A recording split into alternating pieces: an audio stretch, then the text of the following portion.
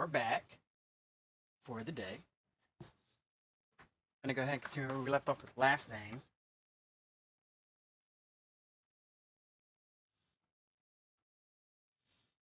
Let's see here. Yep. Okay. So if anybody else is with me, thank you for joining. We're gonna go ahead and oops. All right.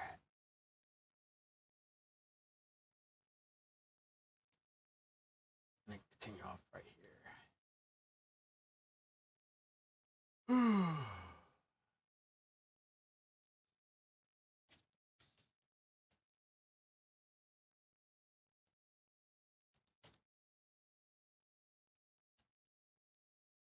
I like how it's just setting up. I don't have to type anything. It's just throwing it all out there. I am gonna go over it, make sure it's working correctly because it's doing the same thing as for first name right here as it is for last name. So I just make sure everything's set for last name. And then we run it and sure it's taking a bit, ain't it? There we go. Passed. Whew. 1 second, 47 milliseconds. That was a while.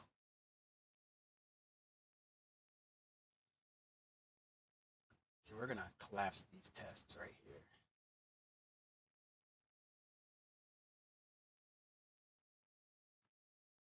Okay, now we're gonna move on to our next one. So we're gonna go ahead and open it, pop this sucker up. So we're testing for a valid last.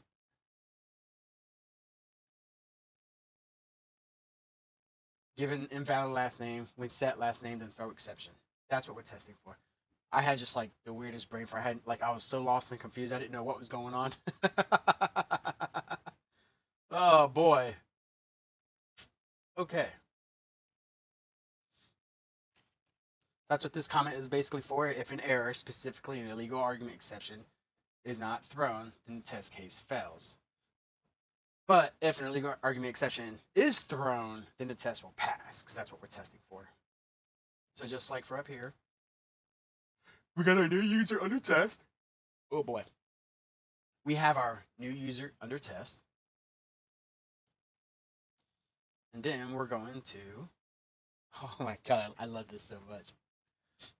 Assert throws illegal argument exceptions class, set invalid last name.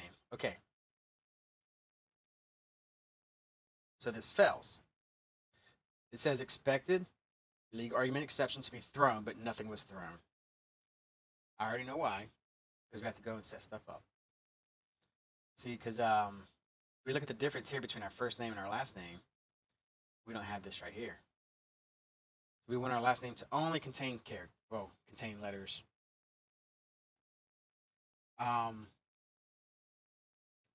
I don't know if I'll make it to where they'll contain letters and an apostrophe, because I know some names have an apostrophe.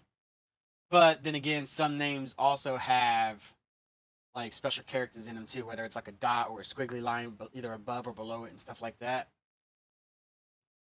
Through the other languages that are non-English. But we can revisit that in the future. So what we're going to do now is we're going to come here. We're going to do if, see if it fills it all out for us. Not last name matches. Shit. Oh, damn.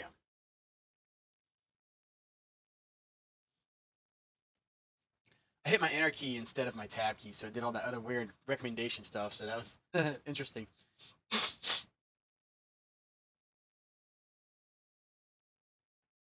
So now we have it set up to where last name can only contain letters. So now we'll go back over here. We'll run the test, and it should pass. Because what it's trying to do is, see, we have our last name right here. So just, again, at the top, we have it set to my last name right here as Thompson. So it's trying to replace Thompson with invalid last name at pound dollar. And if we try to take those special characters out and throw in numbers as well, it should also still pass. Yep, there we go.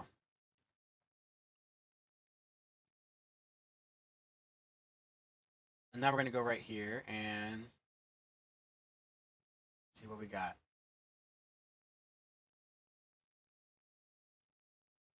That's our last one. I knew this one would be able to run a little bit fast through it since we pretty much doing the same thing as the first name. So when last name is blank, then throw an exception.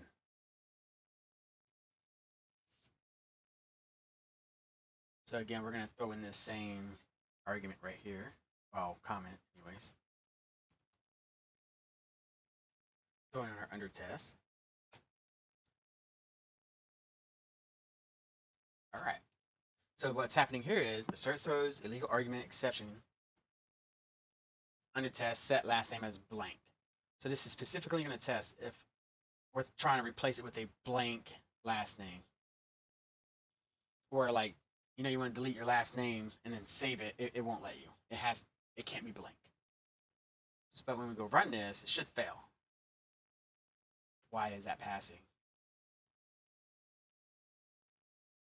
I don't know why that's passing, but I know for a fact I need to add in something like this. So let's go back to this test and fill something here just so we can see what happens. But nothing was thrown. Okay.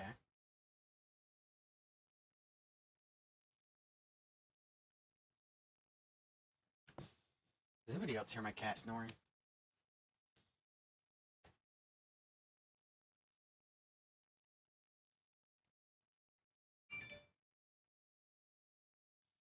Now I do want to check something real quick. So we're gonna ask ChatGPT because I'm actually curious about this. Maybe it's because this exception's already up here. Maybe because we already had this right here as well.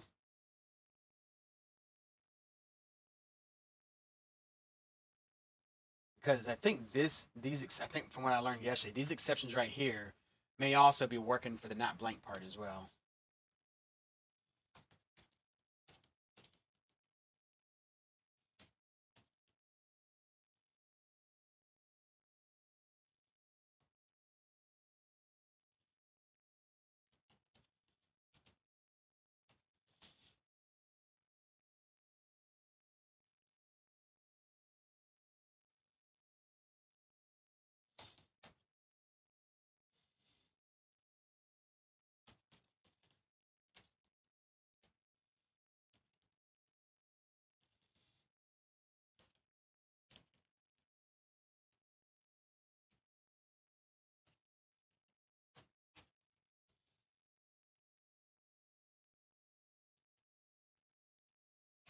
So what I'm asking ChatGPT is, just for clarification, do I need this annotation not blank, but this message cannot be blank?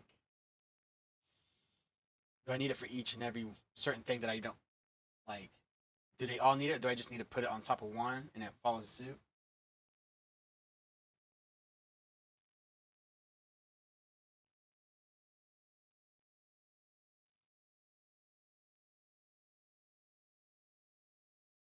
Okay, that's what I thought. So they will be needed for each one that I plan on using. Damn, so I might as well do it for username and email as well. See, since this is going to be a user login.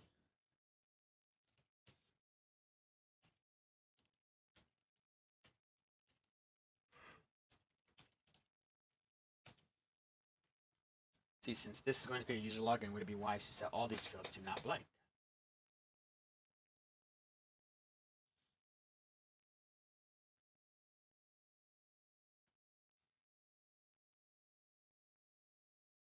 I mean, even in our example, none of these have not blank in them, so.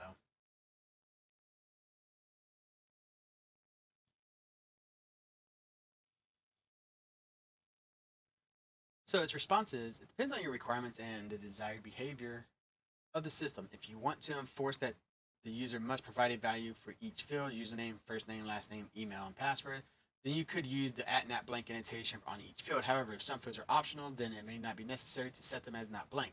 For example, the username field could be optional if you allow users to log in with either the username or email address. In that case, you may not need to set the username field as not blank. Ultimately, the decision on which field to annotate with not blank will depend on the desired behavior of your system and the information you need to collect from the user in order to authenticate. Okay. I might make the username a not blank as well, just for the sole fact that I am leaning towards having people log in with a username rather than their emails. So I want them to actually have a username. And then just use the email for verification and notification purposes.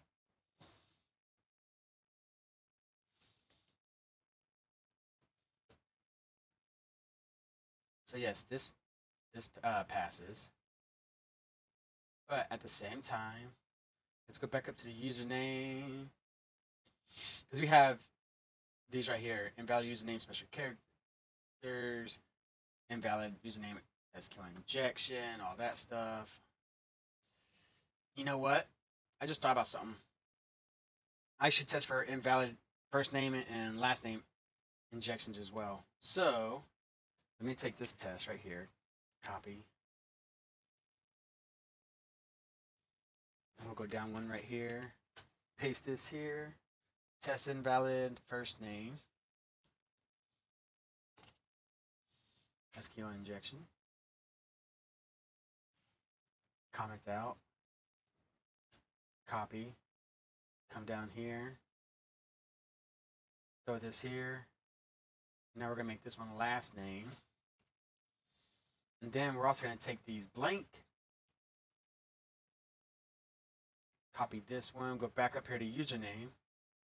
And I'm going to throw it right here. For username. So now we're going to switch this up here to set username.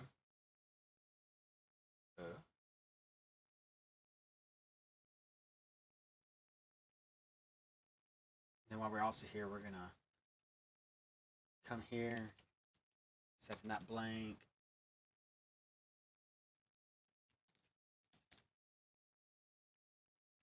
Modify these as well.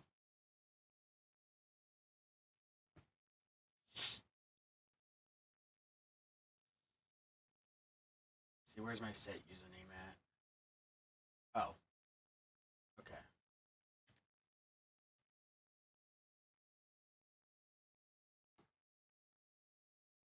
This should pass? Yeah. And then if we go down here to first name, I want us to go ahead and check here. Set first name, and then I want us to put invalid first name. Drop table.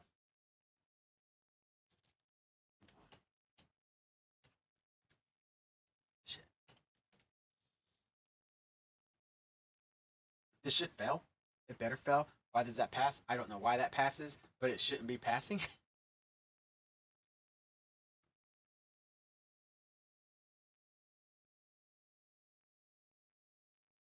Maybe it's because of this already being set like this.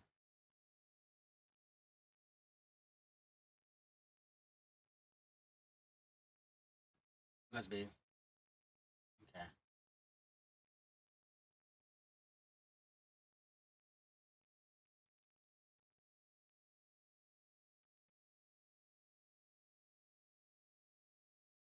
But I am gonna test for something. See, first name blank.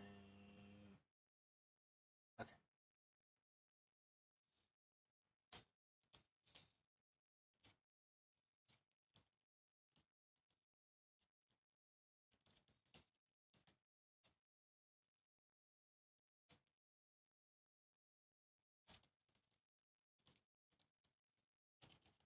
Let's see.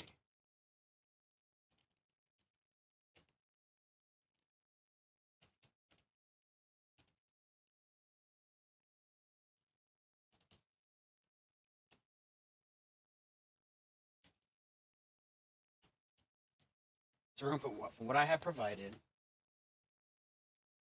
will this prevent SQL injection?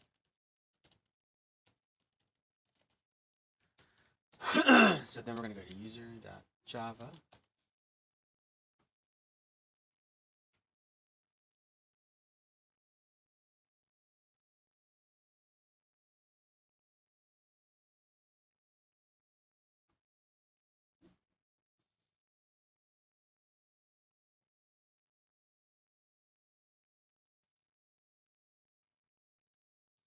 Then we're going to go to user.test.java.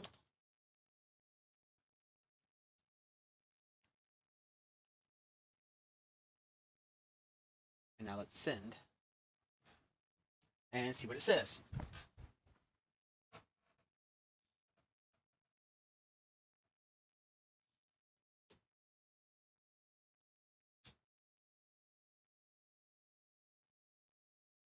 So it's not. Okay. So it says the code you provided for user.java sets a rule for only allowing letters in the name field, but it does not protect against SQL injection. To protect against SQL injection, you should use parameterized queries or prepared statements when constructing your SQL queries. These methods help to ensure that user inputs are treated as data and not as part of the SQL command. Additionally, you should also validate user inputs to ensure they don't contain malicious data, such as by using a library like OWASP Java Encoder Project.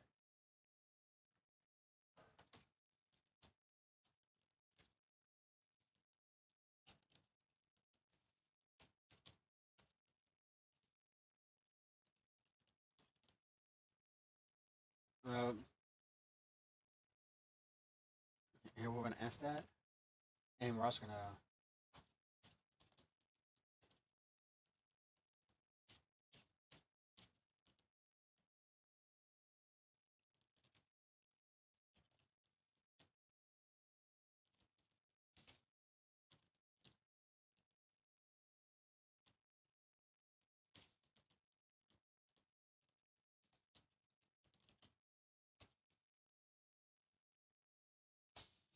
ask it two questions at once to see how ChatGPT handles this.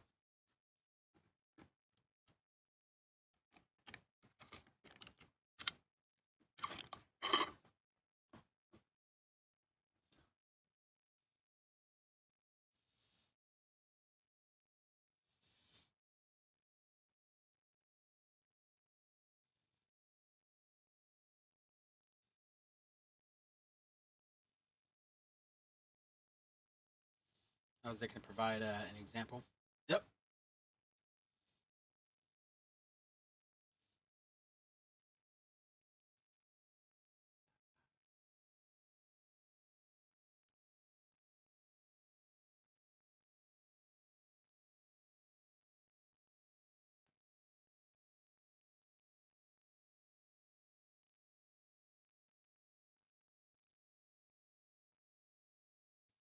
Ooh, that's pretty cool.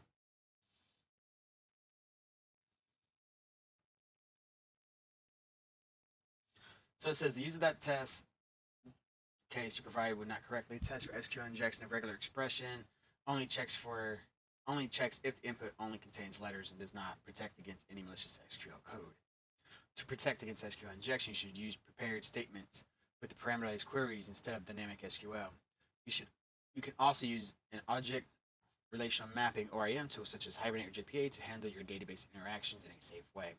For example, using prepared statements, the code would look something like this. Note that this is just an example. You should handle the exception appropriately for your case. Interesting.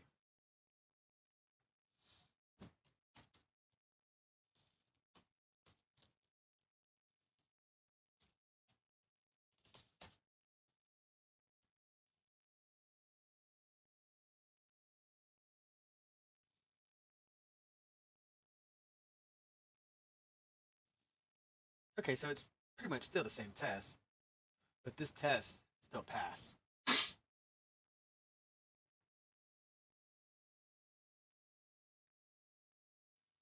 I don't know why it passed, but hey.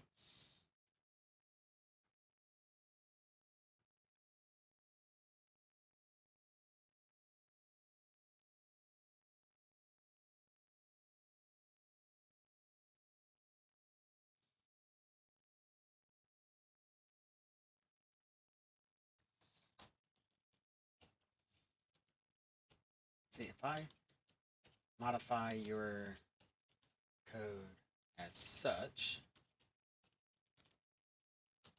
will this still work correctly, or is there a better way to rewrite this code? And what I'm going to do is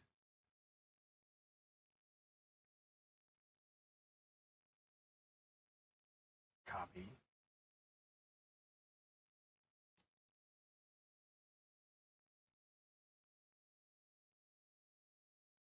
throw this up here. But you know what?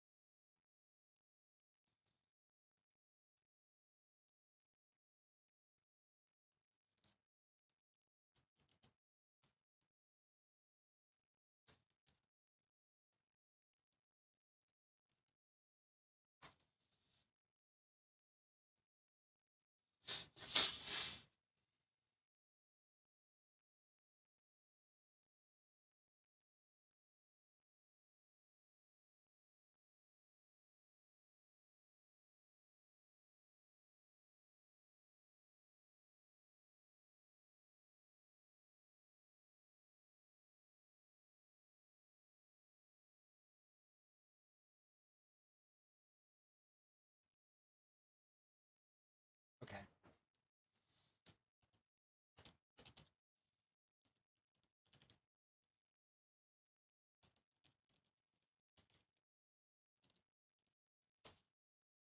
Did I write efficient right? So I'm gonna see if it'll rewrite that code in a more efficient manner. See, here's a refactored version of the code that eliminates unnecessary logic and makes use of the prepared statement in a more efficient manner.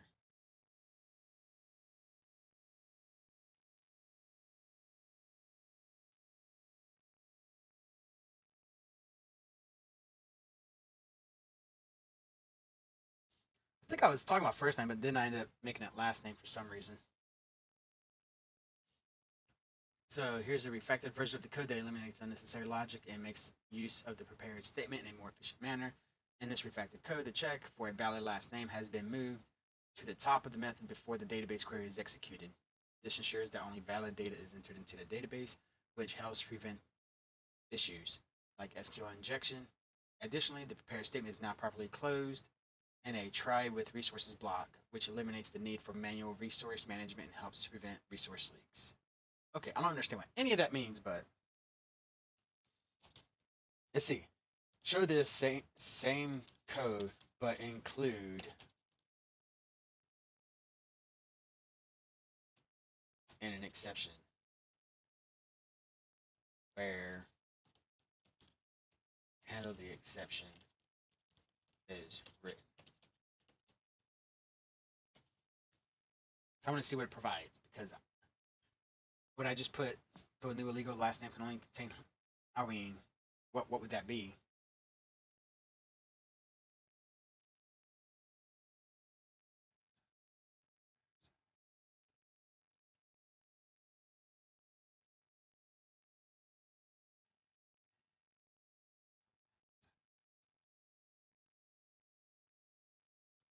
I like how it now puts the first name matches down here at the bottom when it said this was more efficient.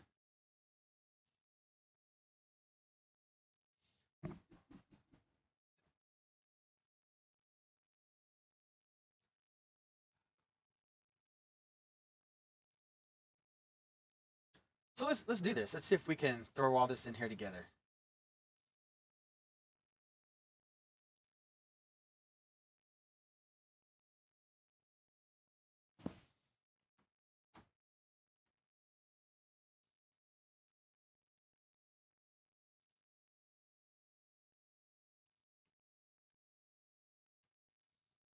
Let's see what happens.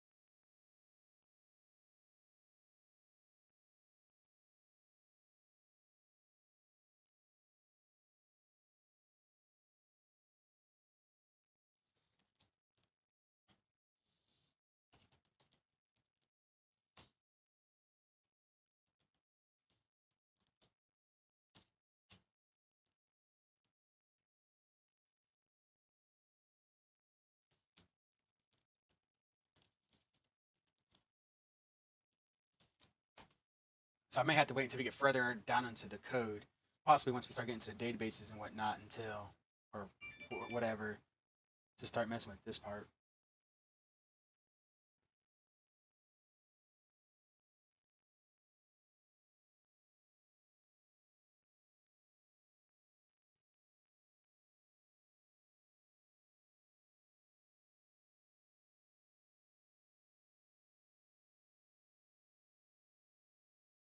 Ah, okay, okay, okay. So yeah, we'll wait for this until. Okay, so that makes perfect sense. Oh shit.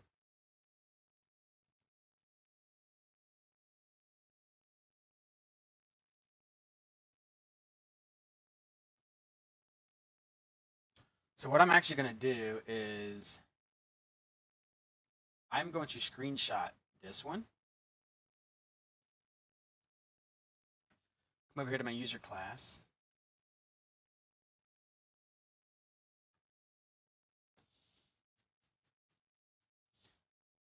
Let's see here.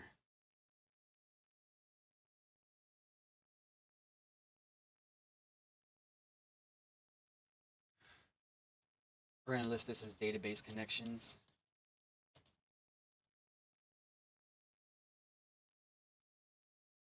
And we're gonna put these here.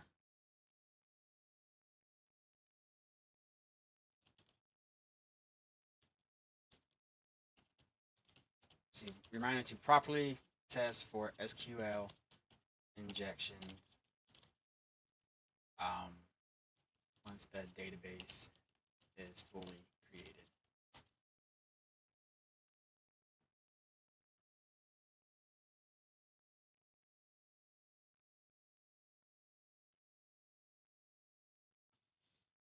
So you go back here, now we're gonna copy this one as well.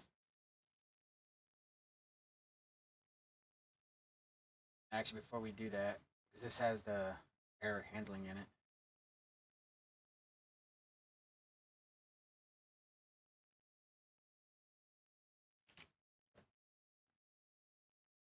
I'll just make part one, part two.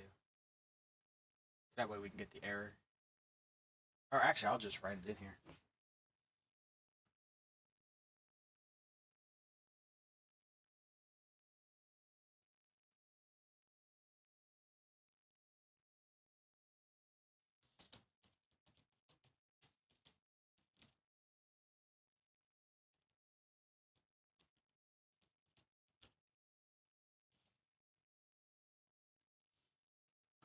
Okay. And then now we'll go here. We'll copy this.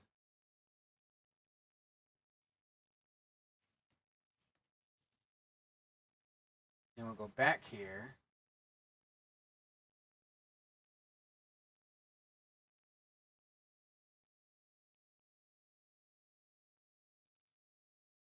And this is what that shows.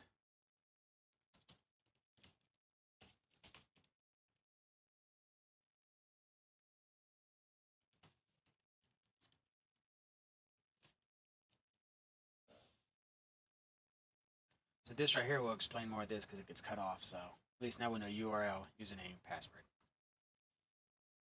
Well, we'll deal with that when we cross that road.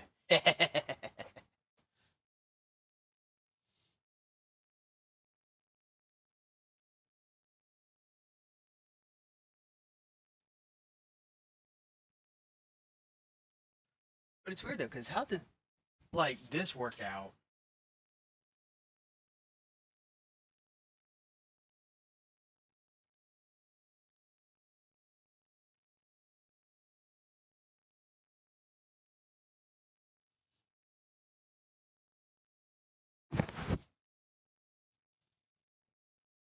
Hmm. We're gonna make notes of it.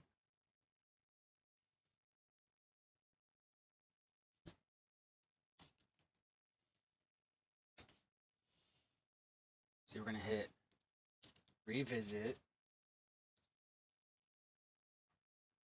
So this song that's playing right now, it's one of my buddies. It's his band. They got their music out on Spotify right now. They got 3 songs out there, I think.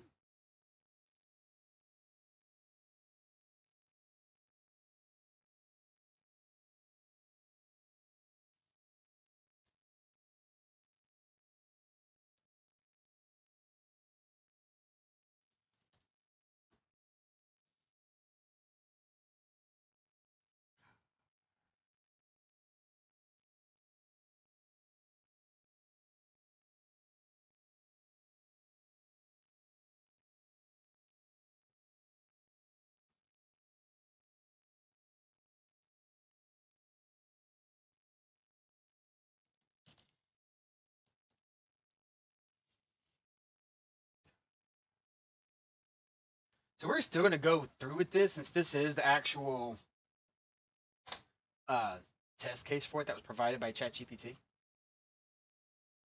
But at least now we have everything like marked, I guess you could say, and noted. So when we actually go back,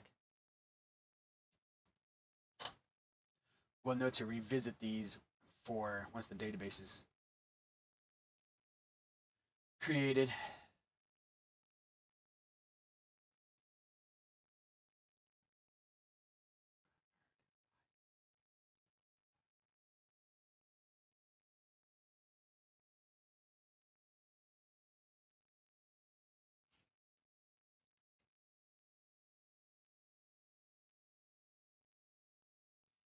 Okay, let's see here.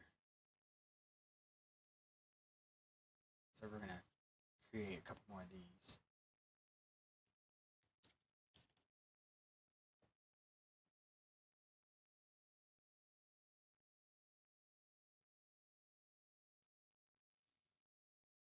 Where's first name stuff? Okay.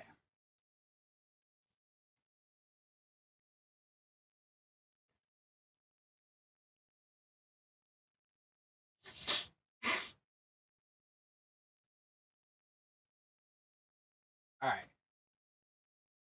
Well, I shouldn't mark that done yet. But we are going to come back here and unset these.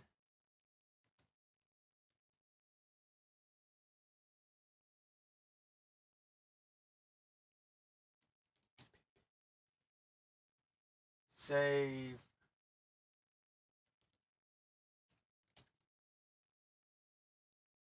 Okay.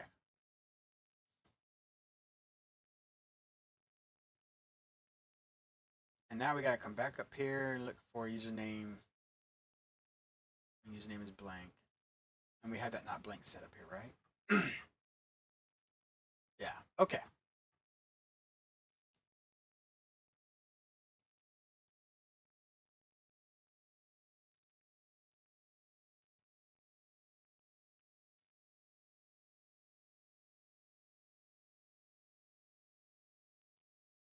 Works for me. Now we're going to move on forward. Now we'll go ahead and set that out. Username. I'm going to create one of these checkboxes for blank username.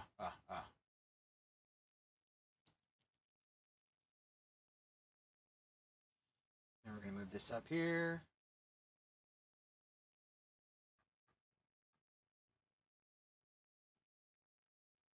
And we're actually going to collapse all these.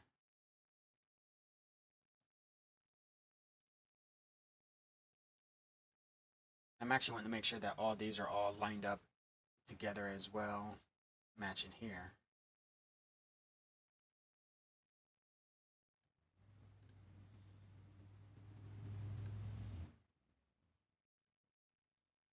Okay, cool. So now what we're going to do, oh yeah, we're going to collapse these as well. Run all tests. See if any of them break. They all pass. Cool. This is another one of my buddy songs.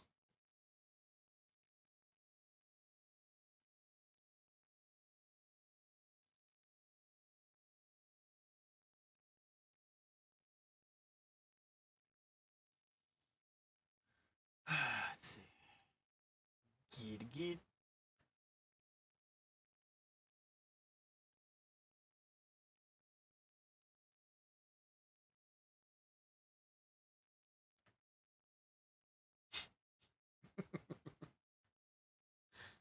My buddy saw me. He's like, "Why don't you just jump off a bridge?"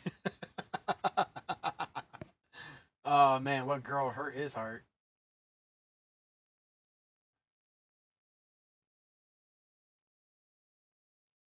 We're gonna commit these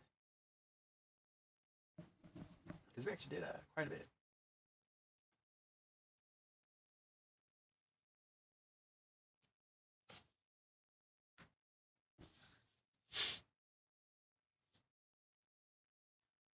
Let's see.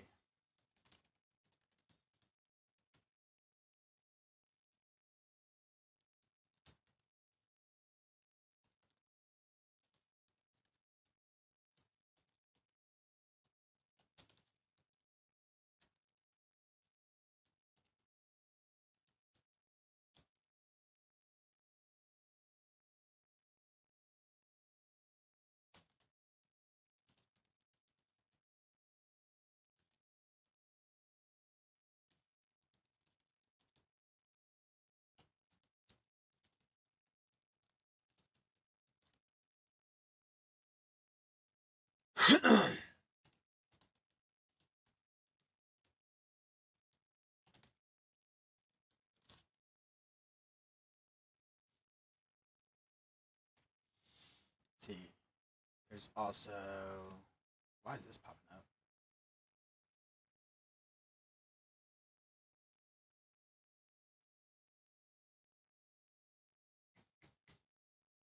What was it? Oh yeah, first name.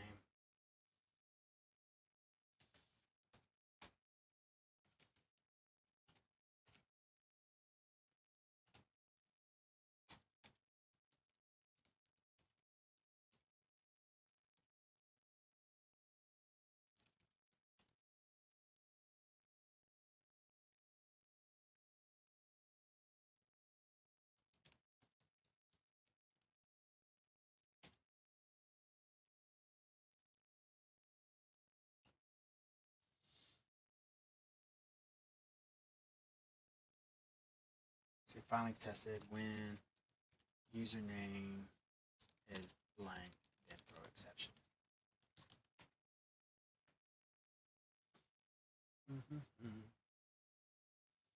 Commit and push.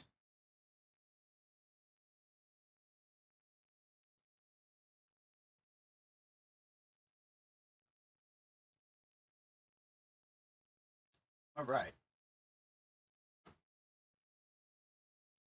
Now why is this? Oh yeah. Okay. Cool. All right, let's go back to our files and continue forward. See what we got for test next. All right, test for a valid email, invalid email. Invalid email when setting email throw exception. I know that's not the only thing we were testing for emails, was it? Oh geez, this thread's getting so big now that this scroll bar.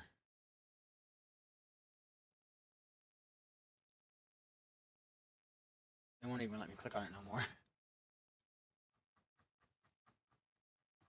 How about now? Now it will. Woo! Okay.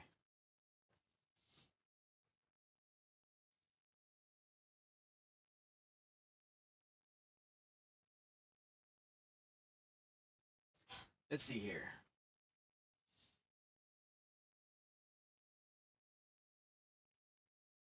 Here's our invalid email. So we're going to go ahead and test this one first. Or maybe not test it out first, but we'll at least get the code started. So this one is try. Wait. Invalid email.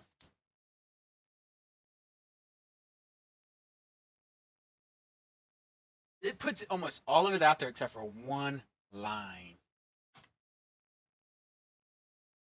And that's under this line right here, and that's if it pops up. Fail. Expected exception not thrown. Illegal should have been thrown. Okay. We'll come back. You know what? Let's copy it now. And we'll go ahead and start it. See, what is the difference between your invalid email test and my invalid email test? Yours, mine.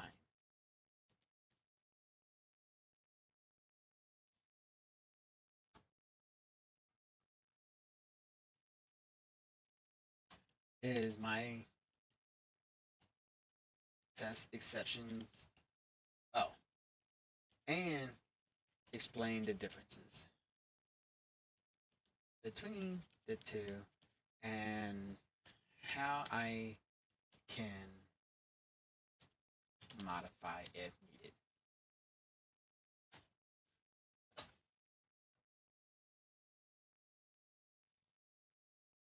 So while that's executing down below, we're going to see if there's any other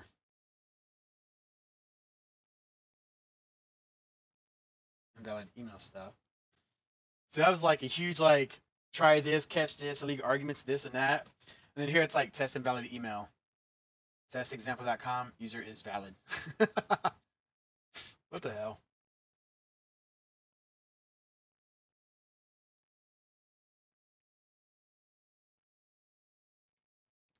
So we're gonna copy these two. Well, I took a screenshot. Ta-da! Alright. Go ahead and put these back over here. Continue reading. See if there's any other stuff that we can take from here.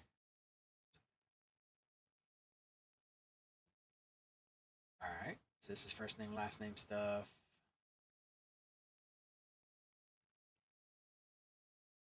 First and last name stuff again. First name. Username stuff.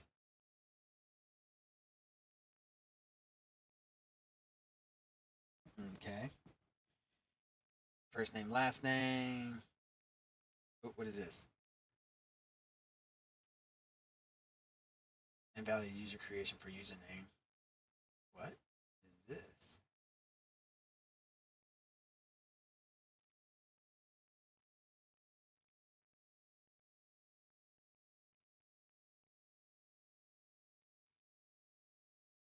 I'm pretty sure the way all these are going, it's pretty much similar to what we're already testing for.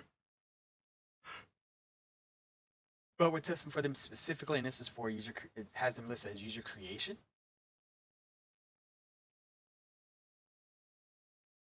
Okay. Invalid email when sending email. We're gonna screenshot this as well.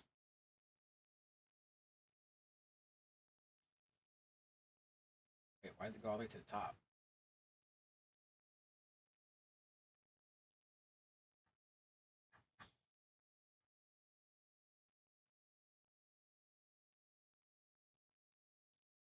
Okay.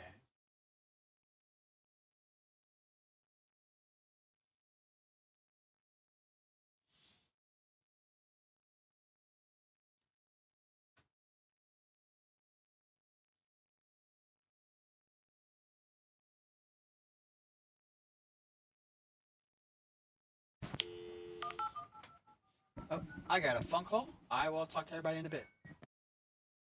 Okay, back. Hey, Luna. I just realized that my game thing, my title and everything, didn't look updated on this one screen I have. So I just hit done or update again button, and then it updated on one of my screens. Maybe it was like that already and I just never refreshed this page to where it looked like it was updated. But man, that'd be so weird. Go an entire hour and it shows, hey, Ground War, Warzone 2. Did it? Yeah. I just saw that too. Because I'm actually still doing the coding stuff. And then I just saw that. I'll message you directly when I get on to Call of Duty, okay? So I know this stuff bores you. Boring? Yeah, I know, I know. Oh, I will. I'll have lots of fun. I will have more fun than you.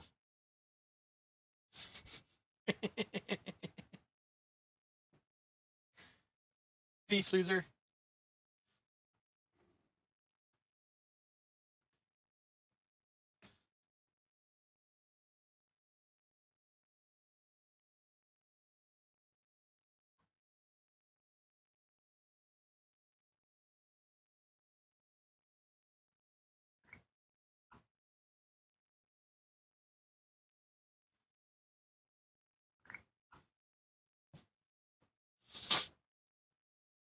Okay, I have it. Show example. So it says after I asked it, what is the difference between your invalid email test and my invalid email test, and explain the difference between the two and how I can modify if needed. So I said yours provided its test. I said mine provided my test, and it stated both tests are checking for an invalid email address and expecting a legal argument exception to be thrown with the message invalid email address. However, in your test, you are passing all of your parameters to the user constructor, while in my test, I am passing an invalid email to the user object instance under test. Both tests would achieve the same result, but my test may be clearer in what it is testing for. So I'm asking it to provide examples, and it's showing validation for a username. What does that have to do?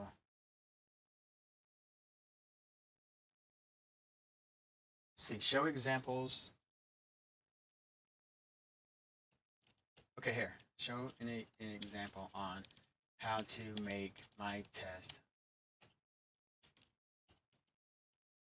and also provide an example for the user.java file.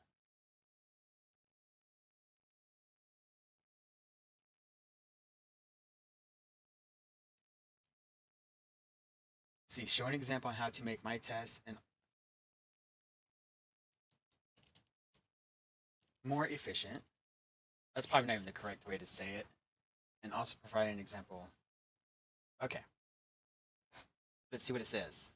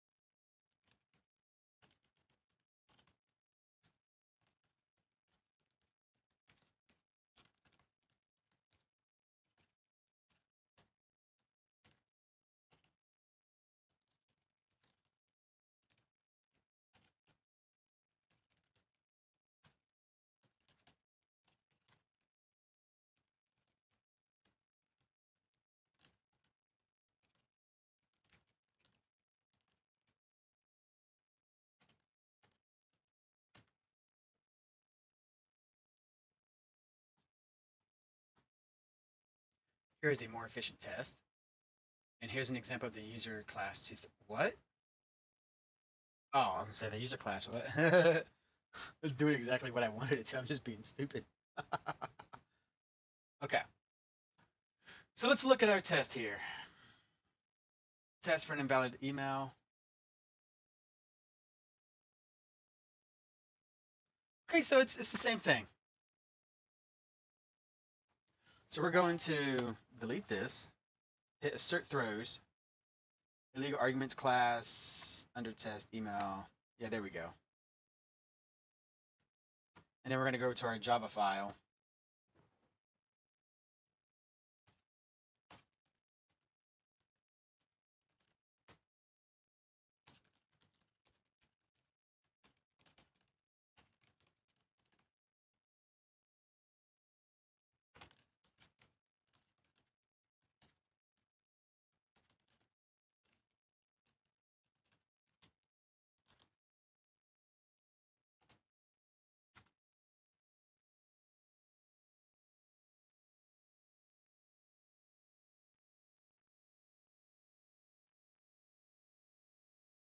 let's see here.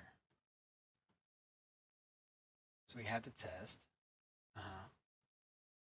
Uh,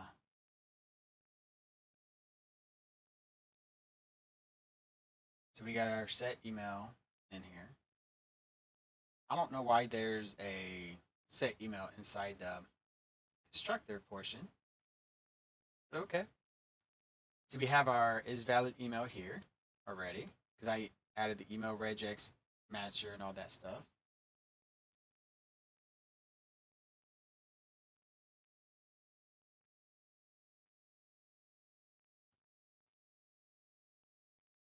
Now we're going to go to our set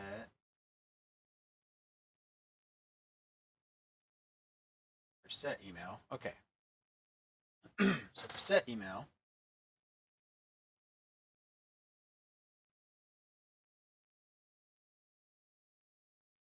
let's see what happens if we run this.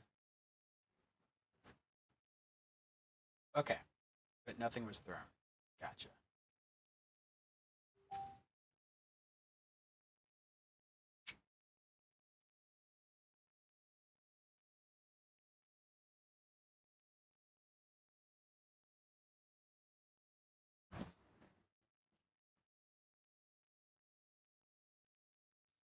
Um, it's like having a brain fart on what I was wanting to do. It's like,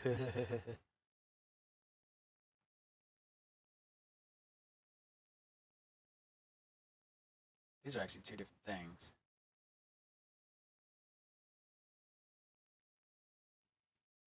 So we're gonna make this one the to do.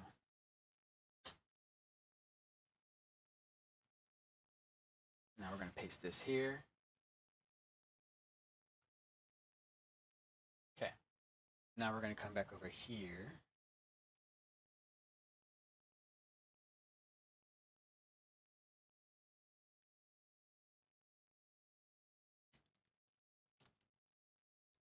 If,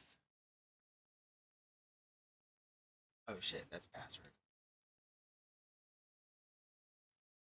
Whoops.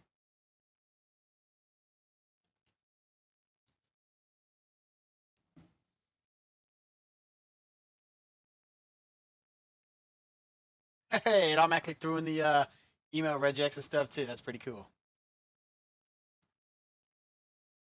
Because we do have email regex and stuff up here as well.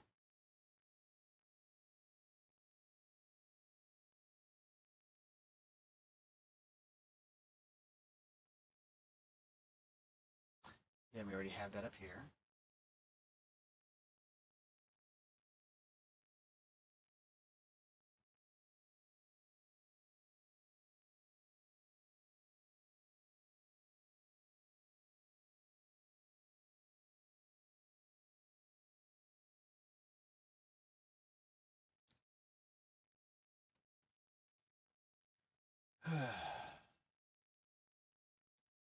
All right. Now does this pass? Okay, sweet. That's passed. So we got that one out of the way. So let's go back over to testing email stuff. See test valid email, test invalid email, test run valid email, throw exception. That's the one we just did.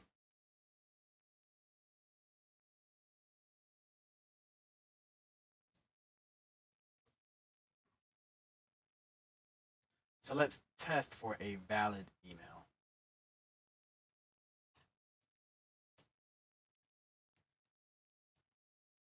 So we're going to do under test, set email, and then we're going to do, actually we're going to do assert true.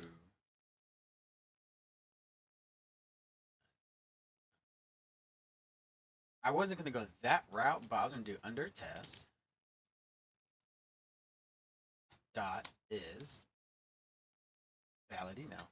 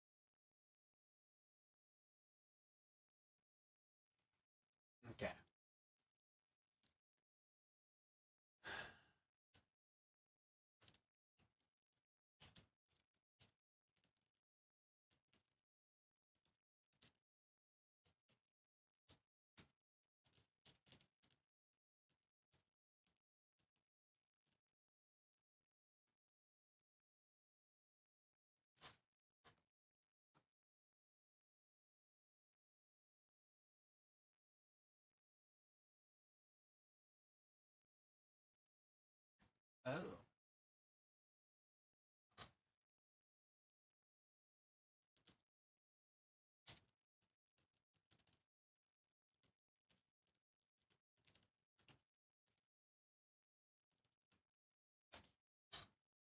Oh shit.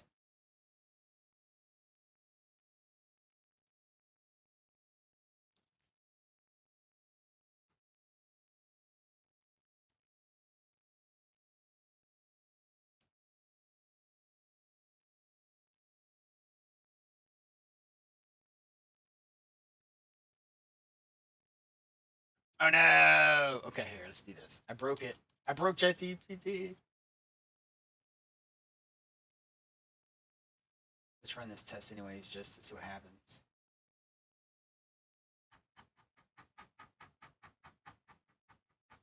Hey, we came to a null.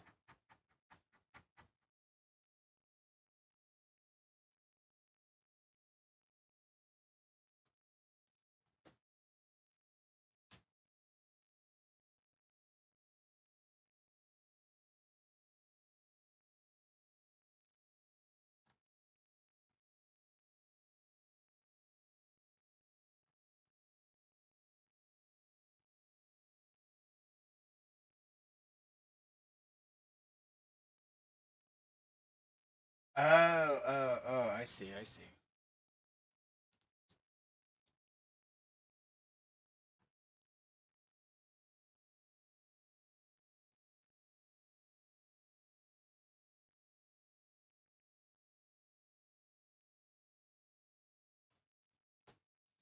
Let's see what this says. It says the method is valid email is private and therefore not accessible outside the class user. That makes a lot of sense. You will need to either change the visibility of the method to public or create a public method in the class that calls the private method and then returns its result. Here is an example. To user private boolean, public boolean, check valid email stream. Check return is valid email. Okay, test. Set fake email, assert that, and then check valid email is fake. Ooh, okay. Let's do that then.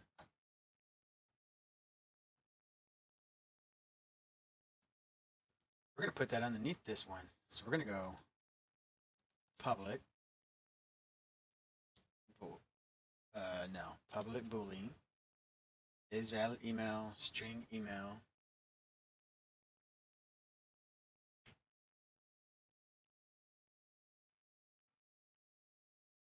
No, we're gonna do something different. It's public boolean check valid email.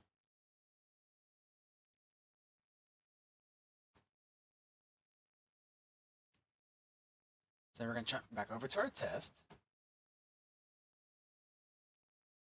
And it says set cert true under test.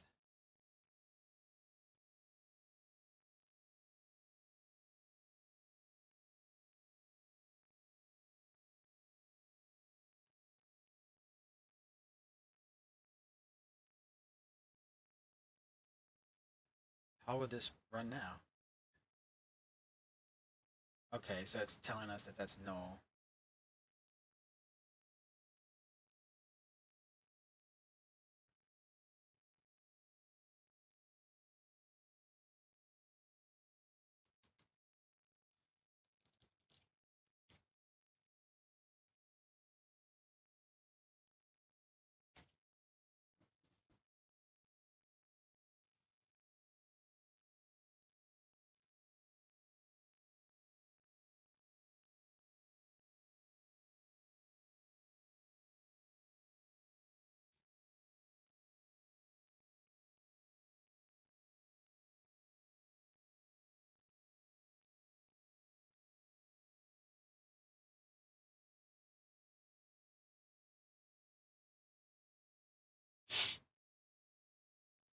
Ah, okay. So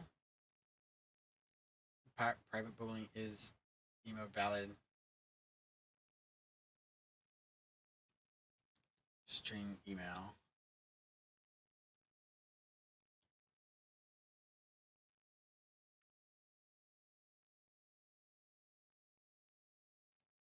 If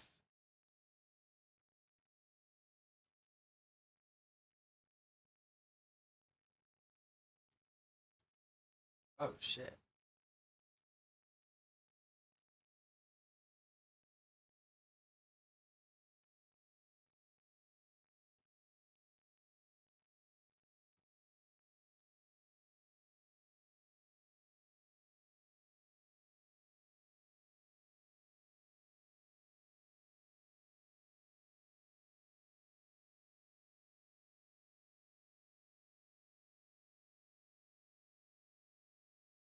So we have invalid email.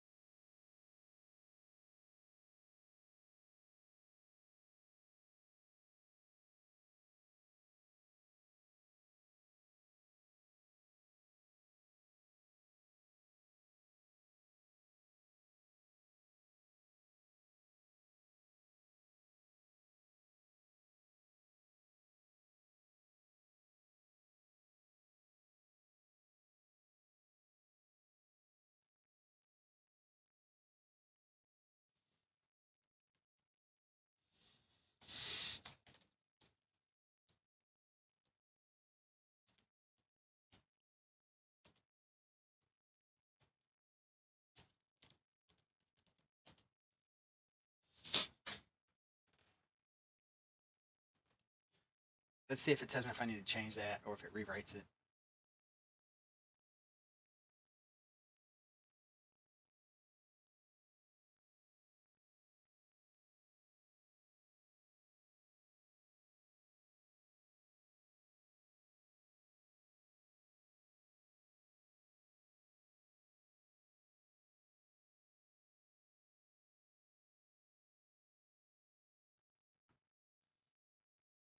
We have that.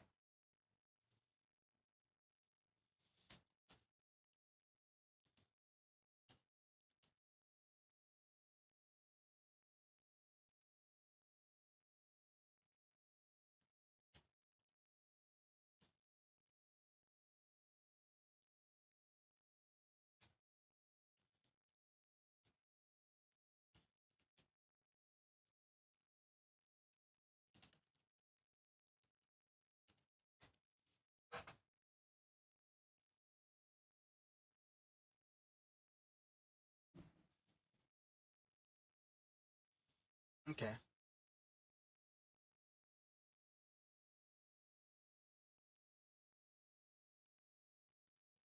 That's what we have.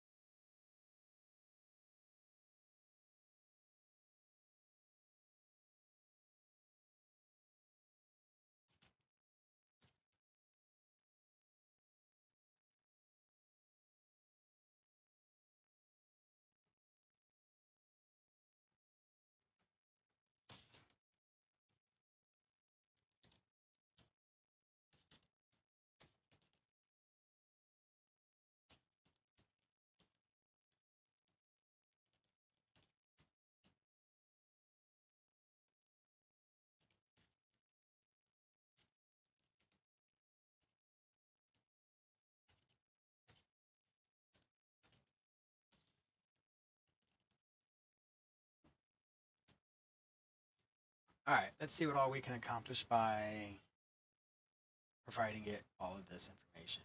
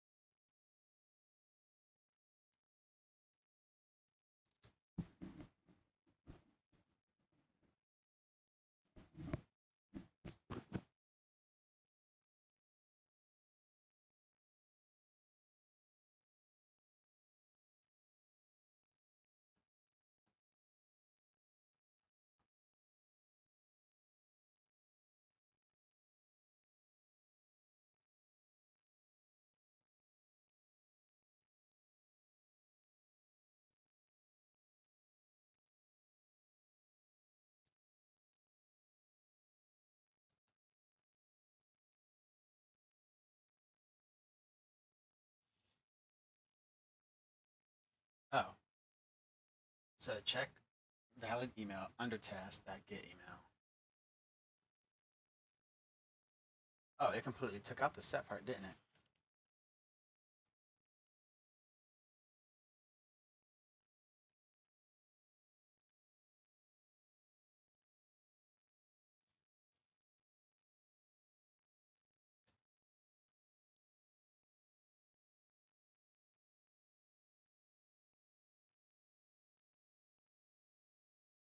No, that still don't work, man.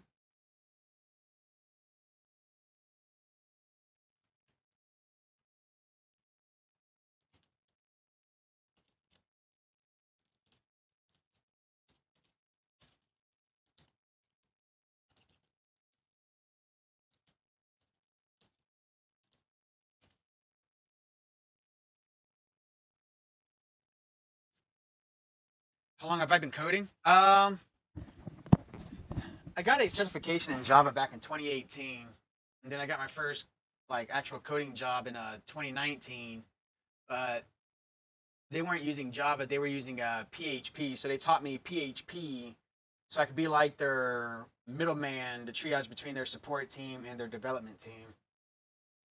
And then I've just been trying to work on my own little coding project on my own, doing self studies pretty much since then, off and on. But I figured with ChatGPT, I would try and go beyond outside of my comfort zone and create and actually try and actually create something. So something basic, but I was having pretty much coding off and on since 2018.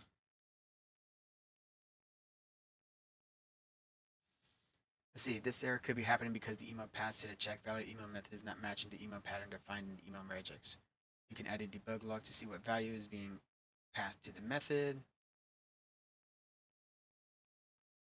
This should give you a clue as to what is going on wrong with email validation. Okay.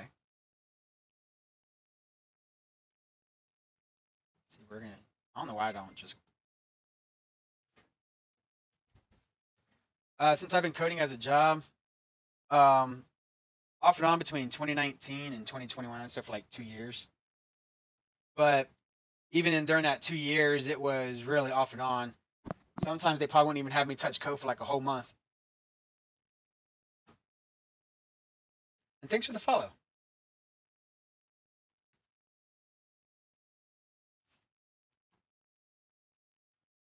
Hell, if anything, I've learned to read code a lot better amongst different languages compared to actually being able to just memorize everything and write it all out.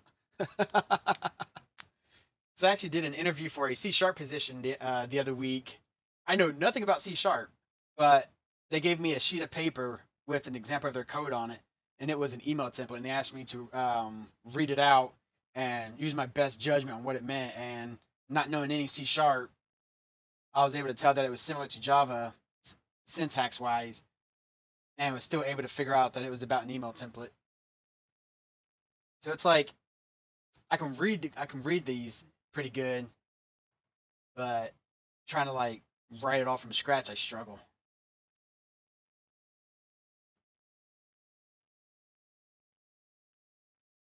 Huh.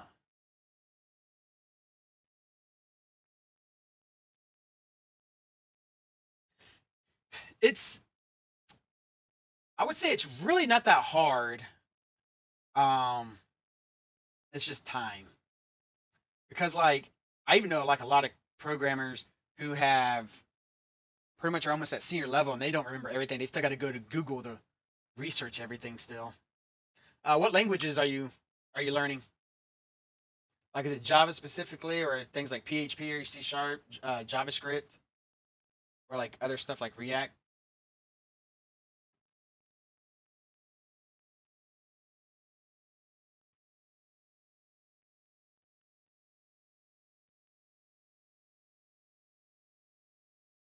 And I think I'm starting to get too ahead of myself and going down some weird rabbit hole. So I'm going to go ahead and delete all these modifications I've been making everywhere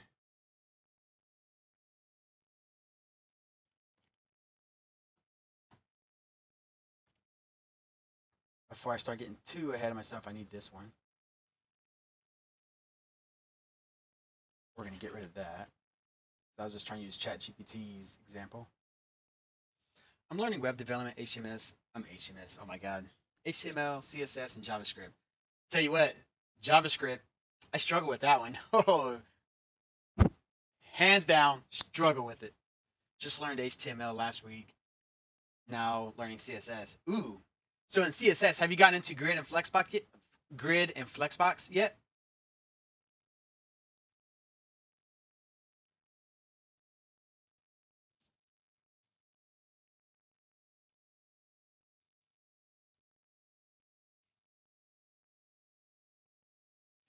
So in CSS, there's something called there's Grid, and then there's Flexbox. Let me pull up my website real quick. I'll show you what I mean. So you see how I have, so this is my digital resume that I created. All of this is styled. There's like no JavaScript. It's all Grid and Flexbox through CSS only. And let's see, what key was it again? See if I can remember this stuff.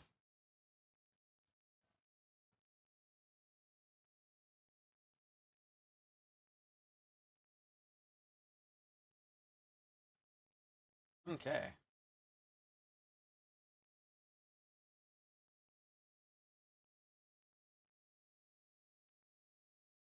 Let's see if I can get stuff to be pulled up here. Yeah, here's what I want. So as I highlight over everything, this entire page, like you see how it shows this entire screen as just like one blue thing. I'm just going to call it thing because I forget the terminologies. But then I got this slither right here. Then there's this piece. And then there's this entire section. And then I come down here to like, come on, find the right spots. Okay. And then we have this entire section as a whole. So within this section here, you notice how everything is like broken down into different. Okay, there we go. I was trying. It's a little tricky doing it this way, but I have it broken down to where this entire section here has its. If you can see on your screen, there's little dotted lines where it goes like little perforated lines where it goes on the incomplete outside of that blue box, and then right where my cursor is by where it says we can code it in full stack, and I just realized I misspelled stack, and no one's ever pointed that out to me, so that's kind of funny. There's also a perforated line going down. So this is one box split into two sections. And then in this one box, it's like split down into other sections. So if I was to, can I click here and figure out what happens? Okay. I'll see if I can explain it this way because this might be better. So this right here is one section. And then I have all these separated into like little articles.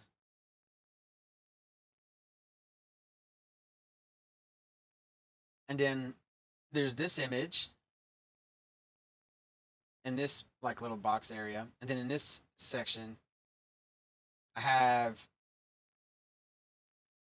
all of these broken down into like a list and like bullet points and whatnot.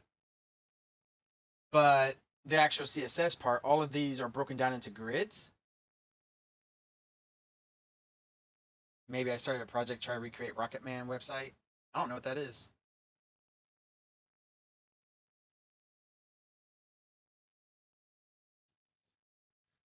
And then for grid, all this right here is a grid, if I remember correctly. Yeah, you see how it's like it has like all these columns and rows. So in this one section right here, I pretty much created like my own little like grid, or I guess you could think of it as like an Excel style sheet or something. But it's called grid, and then I have them all separated like equally into this one section. And then for like Flexbox, it forces this section into a row, and then it has it chopped up, looks like into like maybe 2 to 3 pieces. So it has the image forced way over to the left, this portion right here in the center, and then I have no clue what the hell this purple space is. I wonder if it'll let me.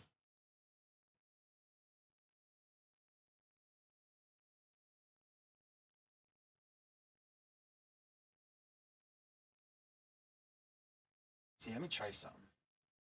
Okay, so for Flexbox, if you pay attention right here in this education and training, all this is separated. Well, it's organized this way through Flex. So if I was to uncheck Flex, it just discombobulates it all and puts it all into a single column. But if I turn on Flex, it'll make it nice and organized. If I uncheck the Flex Direction row, it doesn't really do anything, so that's a bad example. So Flex and Grid, I honestly don't know how to explain it.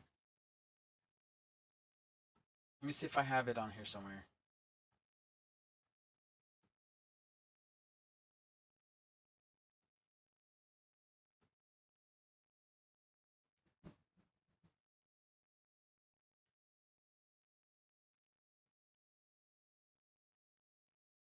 By the way, this teaches you about Grid, and this teaches you about Flexbox. And ignore this 179 value; it's actually free. So Flexbox, according to this website, is incredibly powerful, but it's also lazy, hard to learn well. So it's not actually telling me exactly what it is it? All right, we're googling it. Actually, you know what?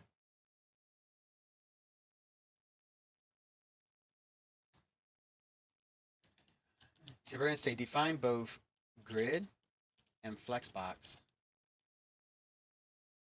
for someone learning CSS3. So according to ChatGPT, Grid and Flexbox are two layout models in CSS that allow you to control the positioning and sizing of elements within a web page. Grid. Grid is a two-dimensional layout model that provides a web page into rows and columns. You can define the number of rows and columns in a grid and then place elements into specific grid cells. The grid cells can be resized and rearranged, making it easy to create complex responsive designs. Grid is best suited for creating layouts that have a clear structure and fixed number of columns, such as a page with a header, footer, and main content area. Flexbox. Flexbox, also known as flexible box layout, is a one-dimensional layout model that allows elements within a container to be laid out and aligned in any direction, row or column. Flexbox elements can be resized automatically to fill the available space, making it easy to create flexible, responsive designs. Flexbox is best suited for creating layouts where the number of columns is unknown or changes dynamically, such as a navigation bar with an unknown number of menu items. In addition to aligning elements, Flexbox also allows you to control the order in which elements appear, making it easier to create responsive designs that change based on screen size. Yeah, so Grid is like I was showing right here. So like I have all this technical inventory. All this was created through Grid, where it was organized this way. So as the screen changes shapes and sizes, it'll stay in that one grid. See if I can force it outside the edge.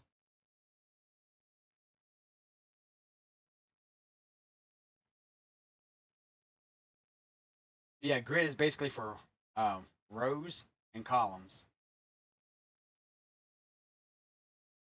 Some people like they'll try and take their entire website and use specifically only grid. Some people would try to use only flex. You can, but they're primarily designed so you can be using them interchangeably with one another.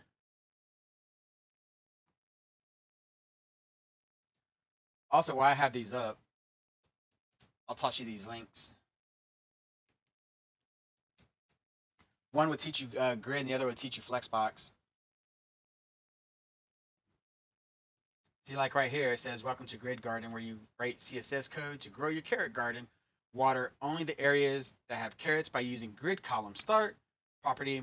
For example, grid column start 3 will water the area starting at the third vertical grid line, which is another way of saying the third vertical border from the left to the grid. So if we copy this entire code right here, paste it in there, it'll move the water from here to here. Same thing with this muddy stuff right here.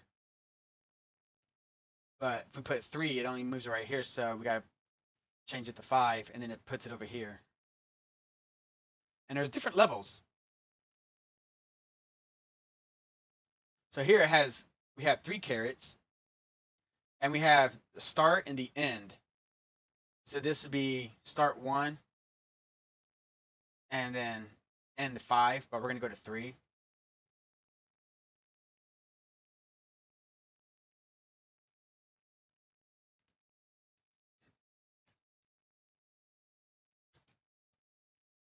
Or 4. Oh, okay. So I'm guessing the ends is gonna be these right here. Should be 1, 2, 3, 4. I bet if I put 5, it'd go here. 6 would be over here. Yeah. Can we do auto? No.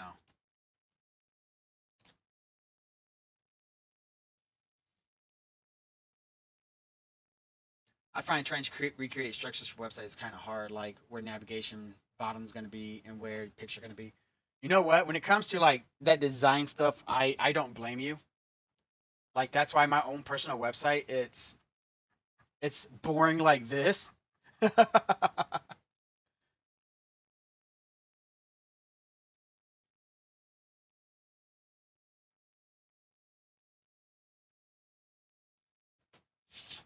How long ago did you start learning?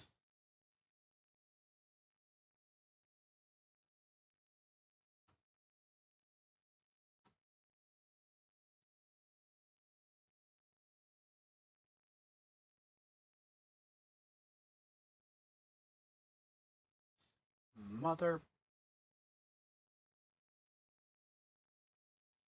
did I actually need last week? Hey, that's not bad.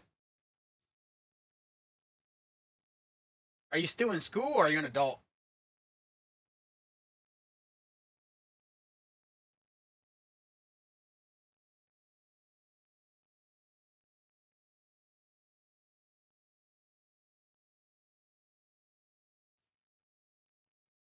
Oh, okay. Well, I'll tell you one thing. If you really want to get into coding, there are, I don't know if you've ever heard about them, but there's stuff like called coding boot camps. Some of them are actually accredited, and some of them are just for a namesake only, just to try to take your money, teach you stuff, and then kick you out in the real world with a certification that really doesn't mean shit. But if you can find a coding boot camp that actually has accreditation behind it, you can get a certification. Some of them they'll range from like 14 weeks to like 6 months long.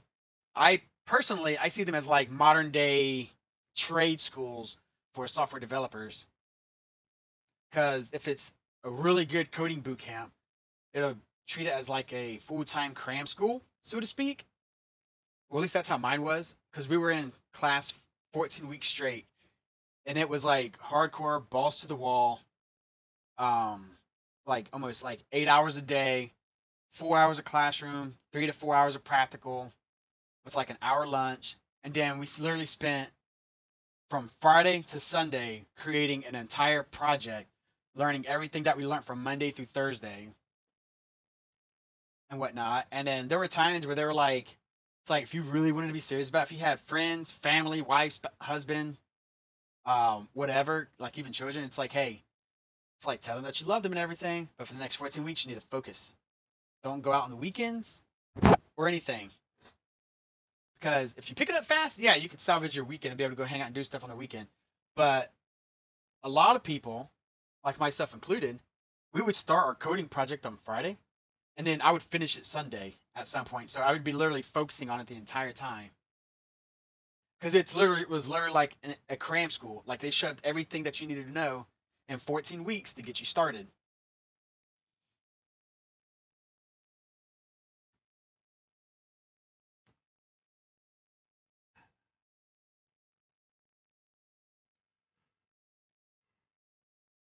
Oh man, why is this happening? Okay,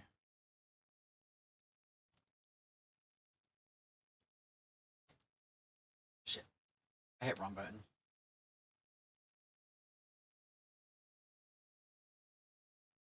Okay, so that didn't even matter.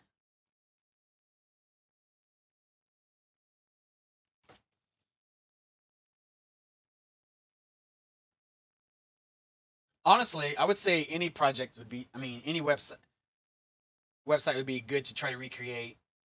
To be honest, um, I know for me, what works out is get you a pen and paper, or like Google Docs or something, and write out your goals, like what you want to do, and then make like a checklist. Like for example, I'm going through what's called unit testing right now, and I have them all written out, and then I rewrote them all out on here. Well, I actually kind of did it here, then rewrote them out here, but it's kind of like a to-do list, and you go through it one by one, checking off your box to try to recreate something.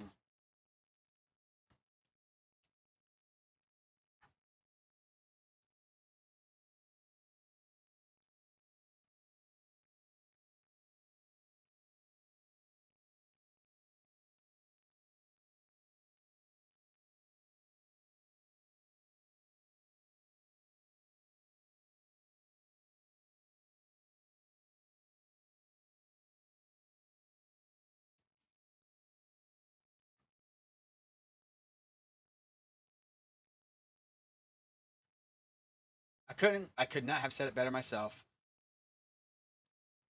because like even like this one, these tests right here that I'm working on, these could take me 8 hours to solve, but once I solve them all, it's like that feeling of achievement. And then you go on to the next one. You could probably be stuck for another 8 hours, or you may just bulldoze right through it.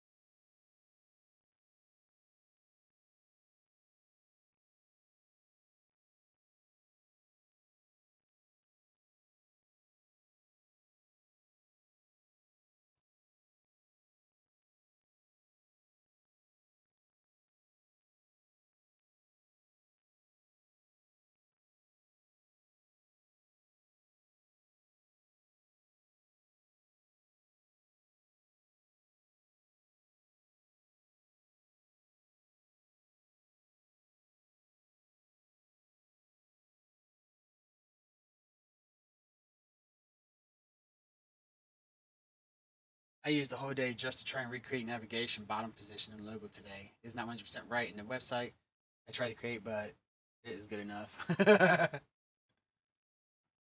Yeah, once you start to get to understand like grid and flexbox, creating that bottom portion would be a piece of cake. Um, but when you say the bottom portion, do you mean like how I have this down here in the center?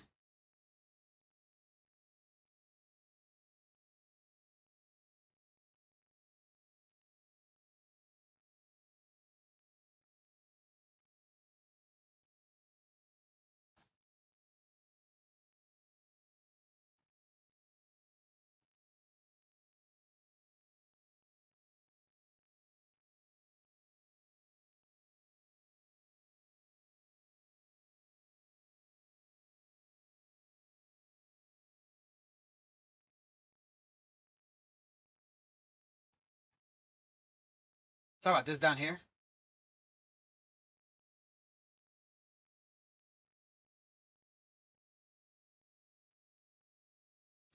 So I'll tell you right now, for the way this is laid out, I bet they're using something called Bootstrap, and Bootstrap will automatically have like all the layouts and everything pretty much defined. So all you have to do is kind of like modify it as you go. But what you could do,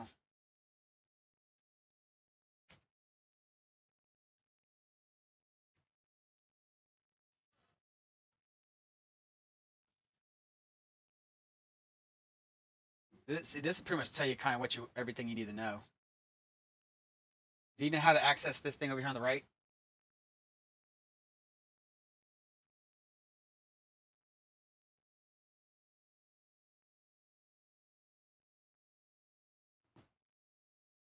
Because this section looks like this is their nav bar.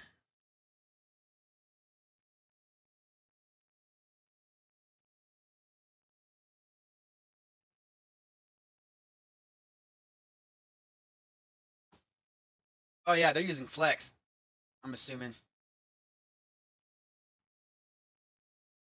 Yep. So this is what I was talking about with Flex. See, they're using Flexbox.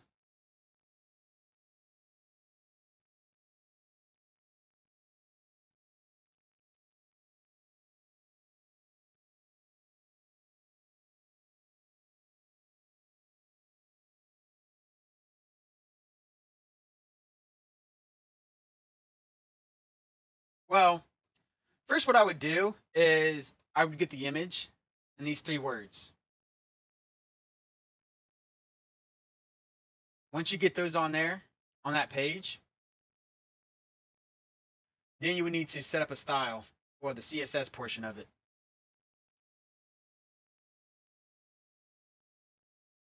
See, how many sections is this? See, one, two. See, let me close this real quick. So they got the head, the body, all this included in the body. Yeah.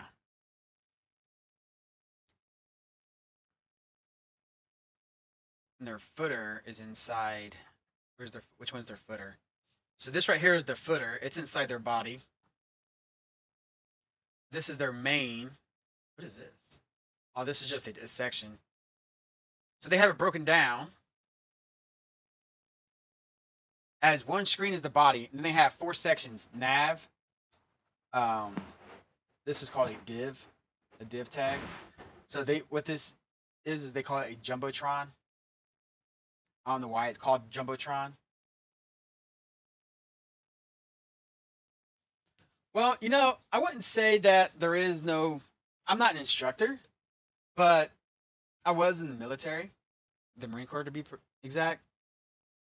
And usually, the harder the stuff you jump in, if you can complete that harder thing, you can go back and look at easier stuff as well.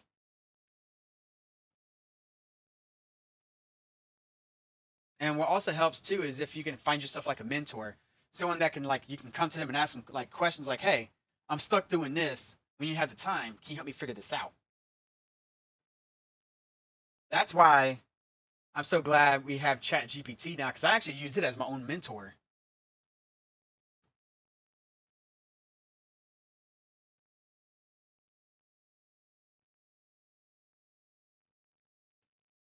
But yeah, if you create the body tag and then throw in a nav, a div, a main, a section, and a footer, then you can pretty much get these all. You'll have your 5 sections right here. And then if you go to your nav class, and it looks like they threw in a container. Yeah, if you create just by following this, so to speak, you'll pretty much kind of get it. But this right here is just all HTML. Down here is all their CSS.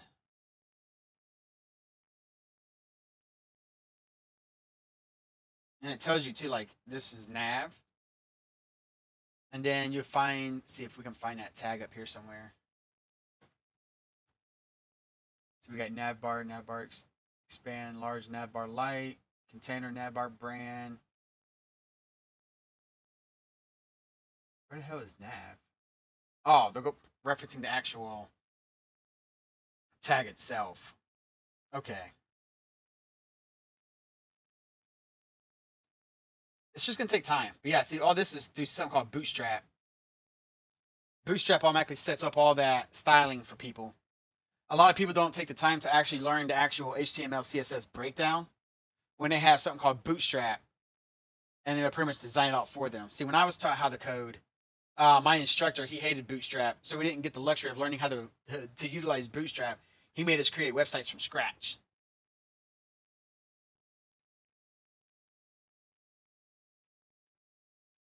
But now you got this, man.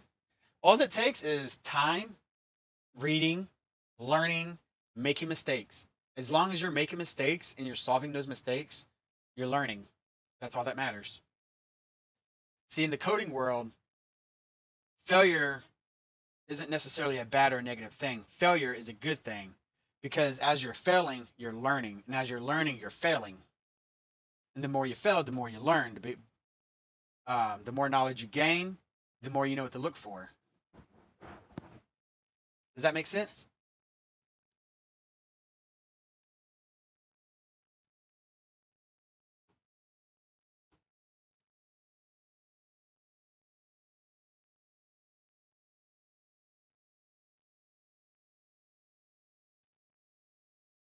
Yeah, not a problem, man. Not a problem. And if you ever have any coding questions, you can always feel free to come on here and ask me. Or I have a Discord as well. If you want to join my Discord and shoot me a question on there, you can always feel free to message me in one of my channels, and I'll respond to you as quickly as I can. If it's more of a coding question, if I don't know it offhand, I'll have to like research it, look it up, and then shoot you over an answer. But yeah, there's a you'll come to a welcome and a rules page. Those aren't the only two. If you read over them, it'll tell you how to actually access my Discord. And I have it set this way to help prevent bots, spams, and stuff like that. It's actually saved me from quite a bit of them. Okay, let's see here. Where's my email?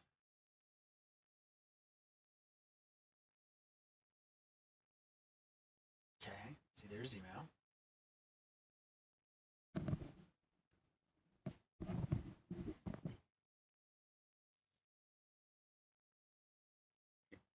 Here's for invalid email.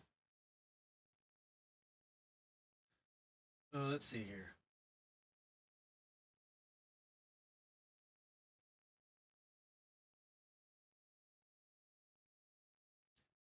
Actually, no, you were not wasting your time. So let's think about it this way. Well, what you were trying to figure out with the nav bar, um, what was frustrating you? Tell me about what was frustrating you. Here, let me break this down.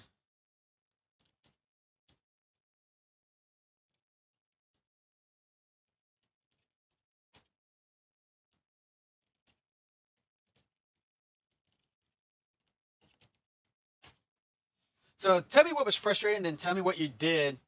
Well, tell me, did you learn anything from that? Because I've actually been working on this, like these three tests right here, or I guess like four, maybe. I think it's just three. I've been working on these for like 2 hours now.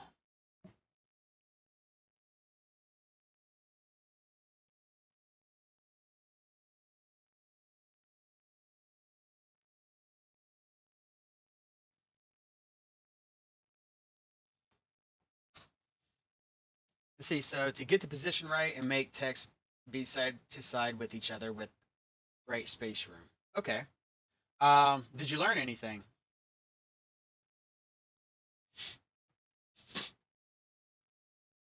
Even if it's something so minuscule, you may not think you may have learned anything, but you probably did and just didn't realize it. And that in itself would be significant. With that said, I'll be right back. So I'm gonna go grab me something to drink. Okay, so you learned how to Google for answer. And you know what? I see you put laugh out loud at the end there. But let me explain something to you. Learning how to Google for your answer when it comes to programming is a very valuable tool.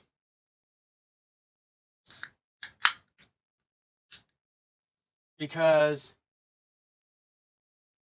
even in the real world, like even at my last job, my senior developers who have all been developing code for at least 10 years, even my boss who created his software, they all still use Google to find the answers to help them fix their issues or to help create new issues.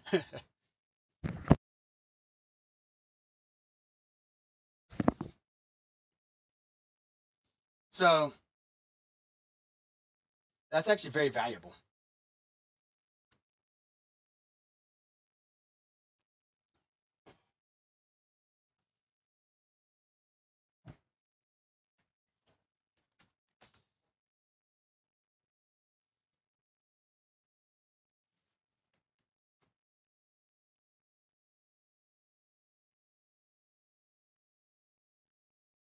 something I put, I actually really understand what it does, but it does what I want it to do. You're going to come across that a lot. Have you come across this website yet? It's called Udemy. A lot of people call it Udemy, but it's actually pronounced Udemy.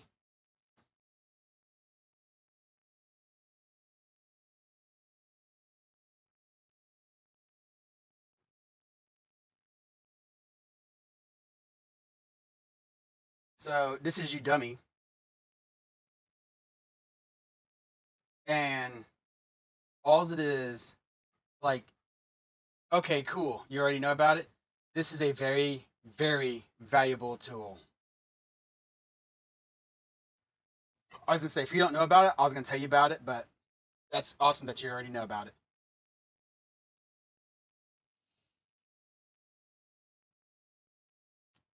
Funny enough, I have plenty of courses on there. I've never completed one course on there. None. I always go on there and I just learn what I need to learn, and then I never go back to it. Like my last job, I had to learn PHP. Um, so they used the company card, paid for me the like the basic. I found some basic PHP courses I went over with them. They gave me the thumbs up, purchased it for me, and I learned what I needed in what I can't English today. I learned what I needed to learn in order to do my job.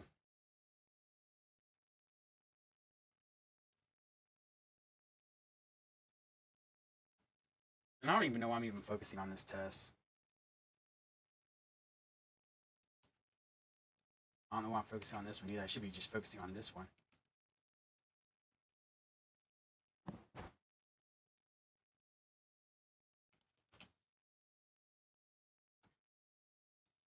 And see, we're checking for.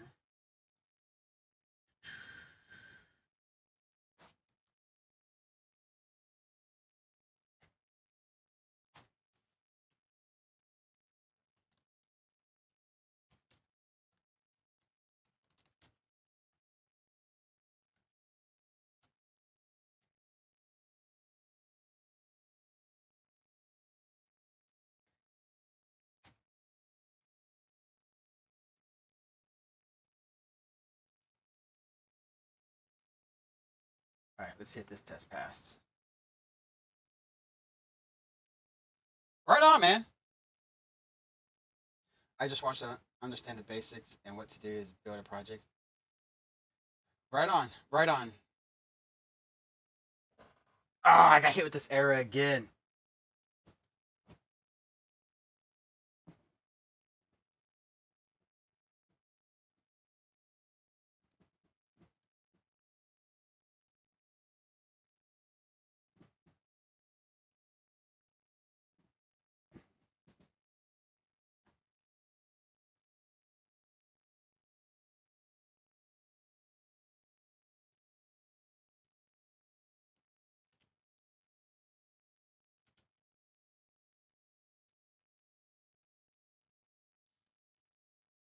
Okay.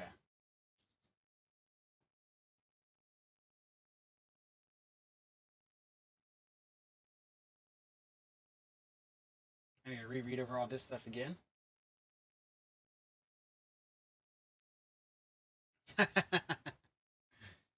Tell you what, my Marine Corps stories, they pop up when they pop up. For sure.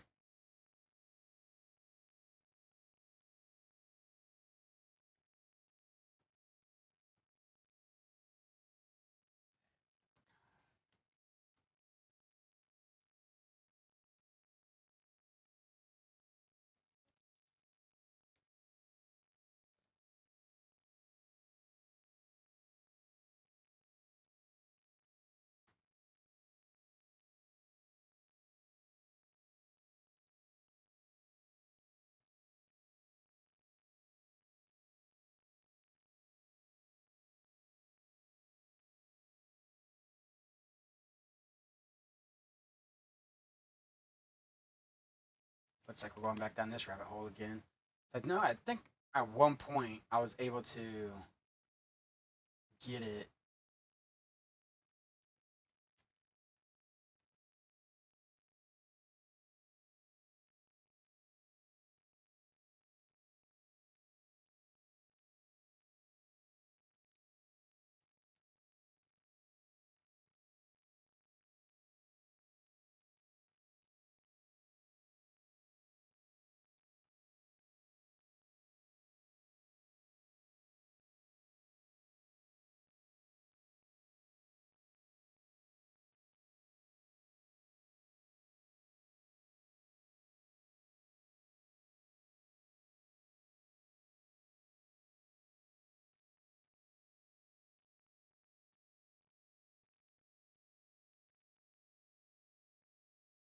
Oh my god, it passed.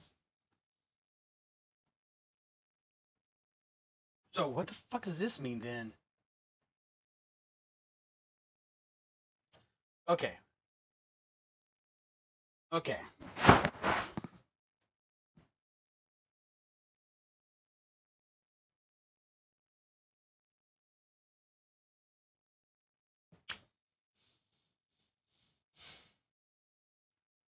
So it eventually led me to putting the string.value of email.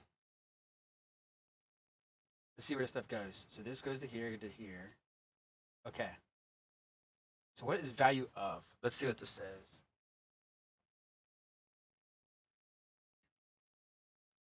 Public static string value of object return object equals no object to string. Returns the string representation of the object argument. Parameters object is an object returns if an argument is null, then a string equal to null. Otherwise, the value of object to string is returned. See also object at to string. I don't really understand why this happened, but hey, Leon, thanks for joining. I'm going out of my comfort zone and trying to create a app from the ground up, and then trying to create something with the user login, and then I'm gonna try and see how far I can push it to where I can create me out a basic web application, as well as make it, well, like deploy it out to the web and actually be able to access it from anywhere, as well as eventually take that from the web application to a Android application as well. And what we're doing is trying to create a basic, just a very, very basic, like personal monthly budget app for like keeping track of your bills easier and stuff like that. I do have programming experience. I'm still just basically like a junior level developer. I have a background in Java and PHP. And yeah, I'm basically just using ChatGPT as like a mentor slash senior developer who doesn't tell me to go Google everything.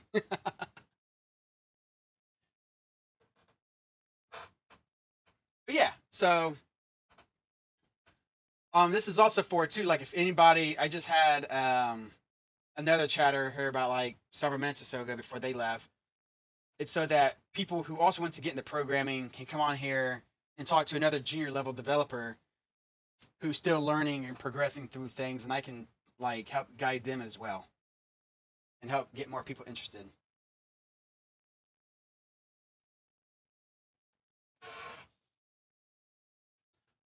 Oh yeah, yeah. I'm sure. Like it's definitely not perfect at all. There's some suggestions that it made to where I double checked it and whatnot, just because it made it seem like too good to be true.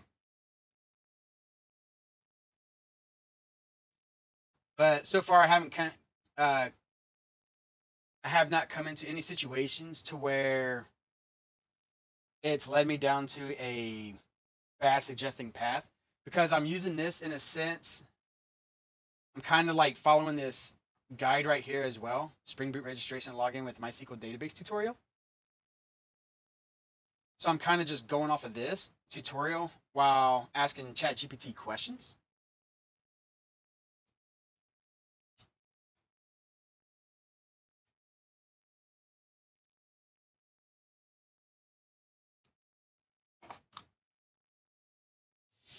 Define not forgetting valid code.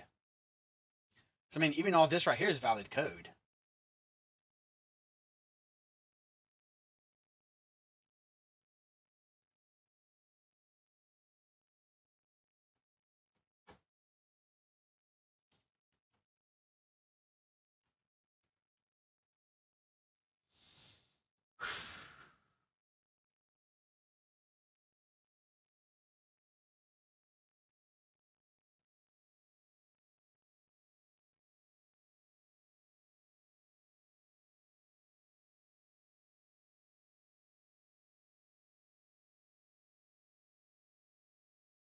But yeah, so far for everything that I'm using ChatGPT for, it's doing an amazing job. Um, Definitely not leaning on it as like a go to all. Definitely not replacing Google for sure.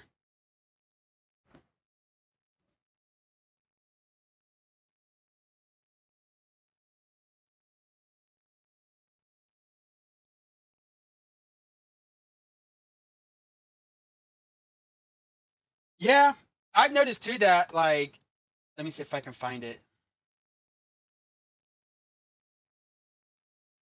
Maybe it's up here a little bit.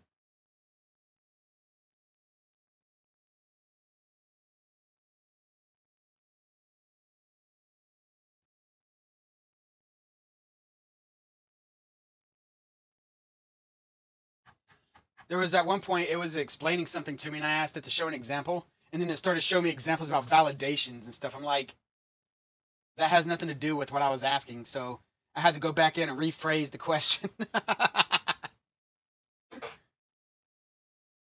But yeah, I know what you mean. Yeah, I'm just basically going with basic stuff for now, so I'm pretty sure once I start getting into more like complicated things, I'll probably start running into some like weird issues here and there.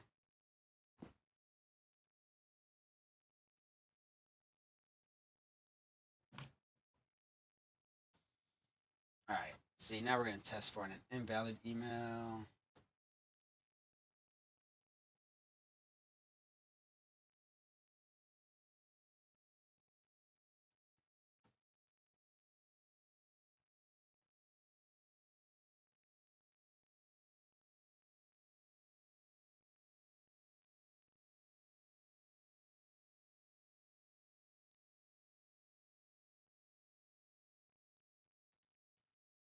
How did I have this listed over here?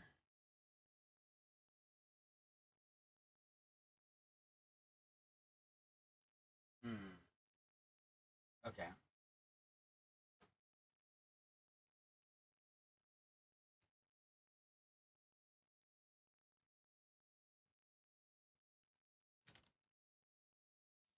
The worst problem I ever had with ChatGPT was that I asked it to write unit tests using certain framework for someone who doesn't know that it looked fine, but if you know how to do it, bruh. Yeah, I've actually been using it to help me. All these unit tests right here, it's helped me write out all these, but these, I mean, these are all like basic stuff here. I mean, like, I never would have figured out how to write it out in this like lambda expression. I would have been like figured out how to like write it out in a completely different way because lambdas are not my strong suit as I've never messed with them. So when it started doing that, I had to go to Google and be like, hey, is this legit? Because I don't know what I'm looking at here. And then like even the IntelliJ here, it's like, hey, these lambda expressions, these are statement expressions. Rewrite it in this way instead. It just created mocks and then tested against the mocks itself. See, I plan on getting into some mock testing, so that's good to know. I'll keep an eye on that for the future.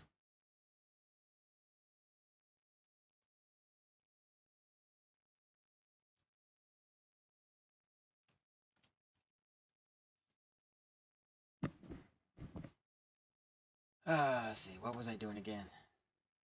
Test for invalid email. This test for valid. Created. Oh. Oh. So I'm basically testing for format.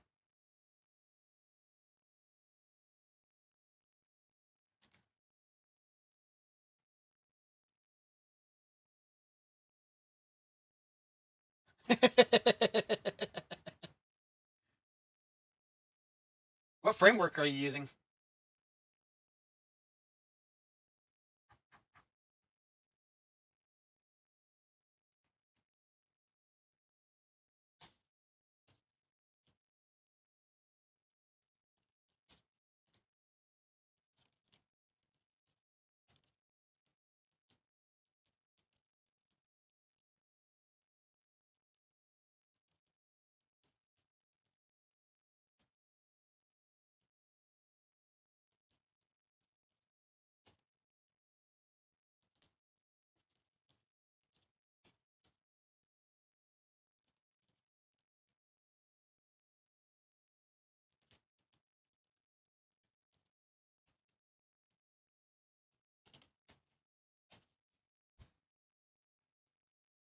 Uh, the fuck?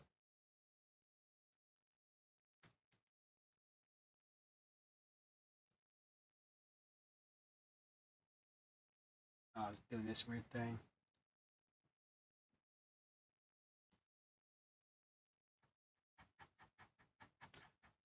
Just like, well, unit testing wise and language wise, like I'm using Spring for Java.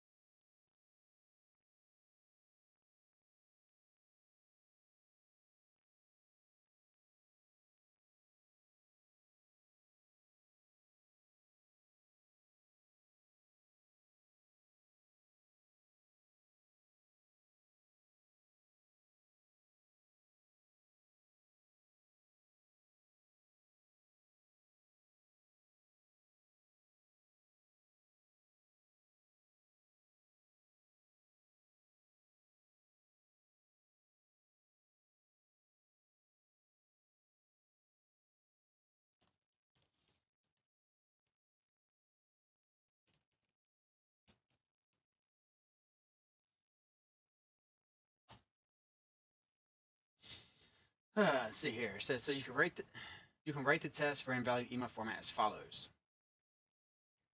In this test, you are creating a new user object with an invalid email address, invalid email. This should throw an illegal argument exception with the message invalid email as specified in the user constructor by using the expected attribute at the test annotation. You can specify the test is expected to throw this exception. The test will pass if an illegal argument exception is thrown with the message invalid email. If any other exception is thrown or the exception message is different, the test will fail.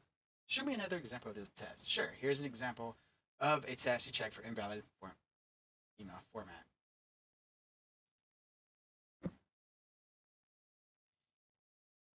Hmm.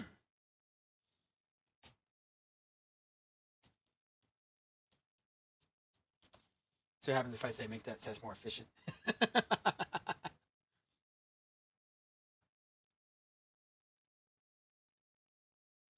What's up?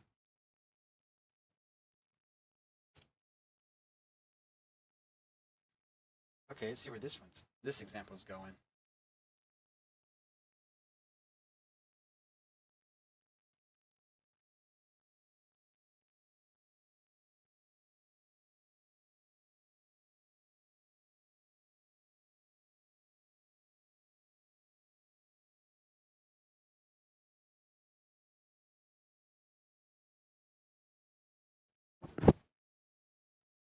Oh, okay.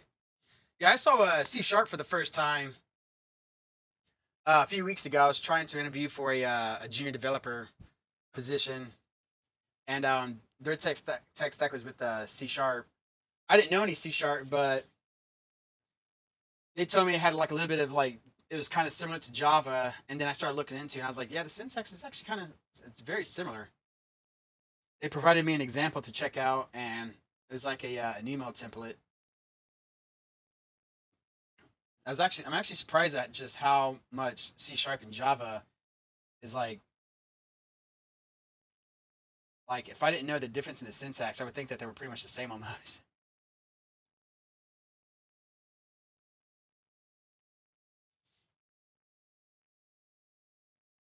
Is there really?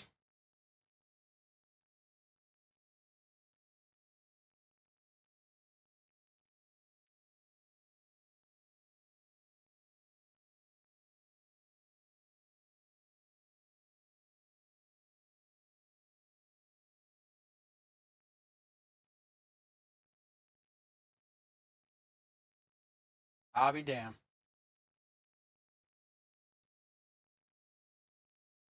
I don't know if these suggestions is from that GitHub Copilot thing or what, or maybe IntelliJ is just that damn good.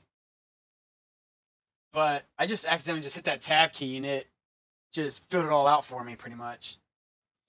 Like what with that suggestion and then hit it again and it filled it all out. See,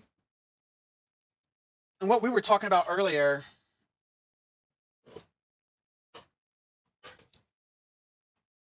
yeah, if you want.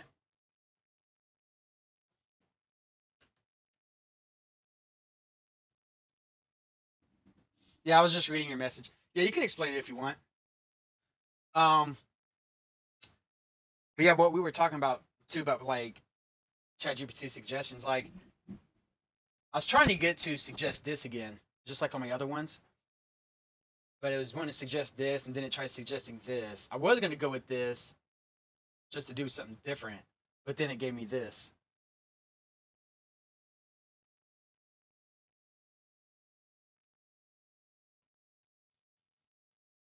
So I actually did all the email formats earlier.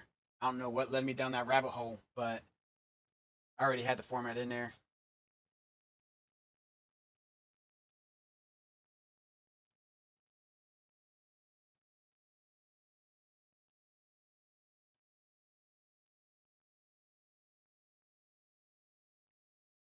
Which I believe this is probably going to be the exact same thing.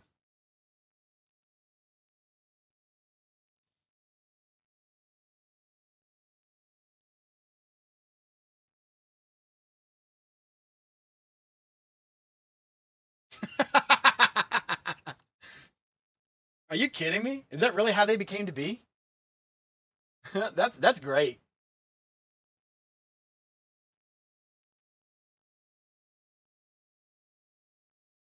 That's that's pretty funny.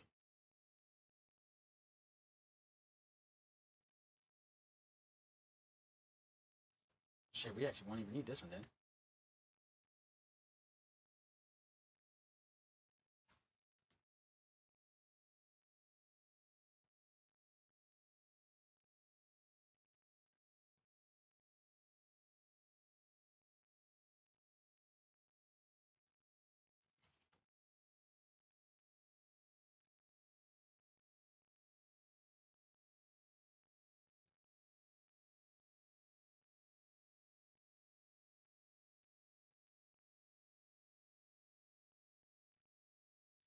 But since like 2010 and 2014, the C# devs pushed a lot. So today, the language gets major updates like every 6 months, but Java stagnated. Oh, you know what?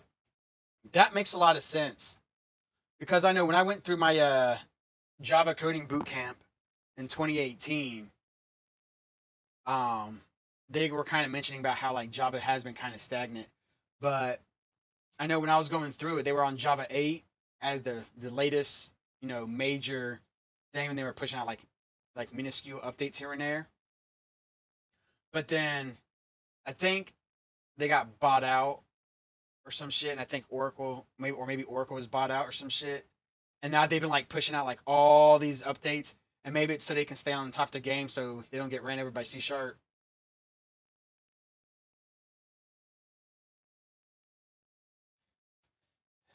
You know, I think you're probably the first person I've seen that's mentioned that because like even in 2018 when I was going through my Java course, to me C sharp was like talking about like C plus or just C in general. Like I've always thought of it as just like a very old language, and then like how, but it was like still somewhat compared to like with Java and whatnot.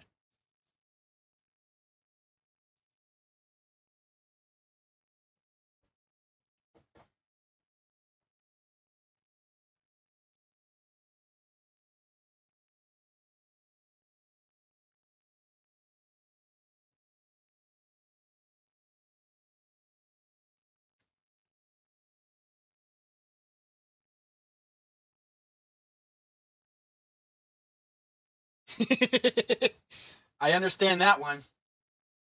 The last company I was with, like I mentioned before, they use PHP, and my boss, him and his buddy, well, his late buddy, um, they like built out their entire software like early 2000, so it's like all like early PHP 5, I think, or some shit. And then like I asked them if they were planning on like my senior devs if they were gonna try and yeah, yeah, I had to learn the basics of that one. That was fun. And they're like, well, the boss won't let us update anything because I guess they had a lot of system not system. What's that word I'm thinking for? It had a lot of personal value to my boss because of his late buddy died. I think it was like stage 4 cancer or something like a long, long, long time ago. Thank you for the follow. So I guess after his buddy died from cancer and whatnot, I guess he never really like wanted to like update anything because I guess that was like his last memories of his partner. So it's like I'm guessing like overwriting that code to update or whatever is probably like I'm guessing getting rid of his memory. At least that's kind of like how I perceived it as. And I'm just like, okay, let's just hope that the code doesn't get too old and then we're stuck with it and trying to fix it all. Yeah, so I went to a coding boot camp. They taught Java for the back end. We went with the Spring Framework, Gradle, Timeleaf as like the XML format to type between the back and the front end. And then they taught us the basics. Well, not the basics, but they taught us HTML, CSS, Grid, and Flexbox. And then they hit JavaScript for 4 hours. So for like a 4 hour class, we hit JavaScript, Ajax, and how to unit test JavaScript. And it was the most confusing 4 hours of our life.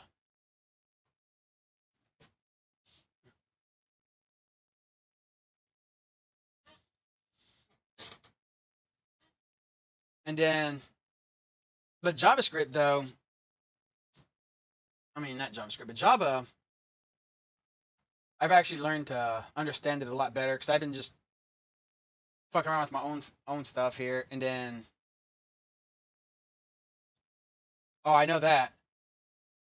Yeah, so so my coding bootcamp, they have both a Java, I think a JavaScript, I think they might have a C sharp as well now, I think. I know they got Java and JavaScript, and one of my instructors was a very, very hardcore JavaScript person. Like he wanted to have more than 4 hours to teach us all. He wanted to like to extend the bootcamp for I think like another 2 to 4 weeks, just so he could teach us like JavaScript all by himself and no one else wanted to because he was so passionate about it.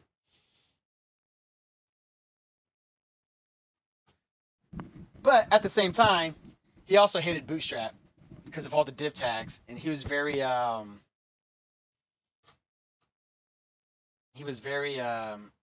picky about like how Bootstrap back in 2018 was like littering div tags like fucking candy, just throwing it around everywhere, and that like bugged him so bad that he wouldn't let us use any type of Bootstrap. Didn't teach us Bootstrap, and we had to build our front end specifically with only HTML and CSS. And then if he was like, by the way, if any of you guys want to get into JavaScript on the side, he was like, just let me know and I'll help you.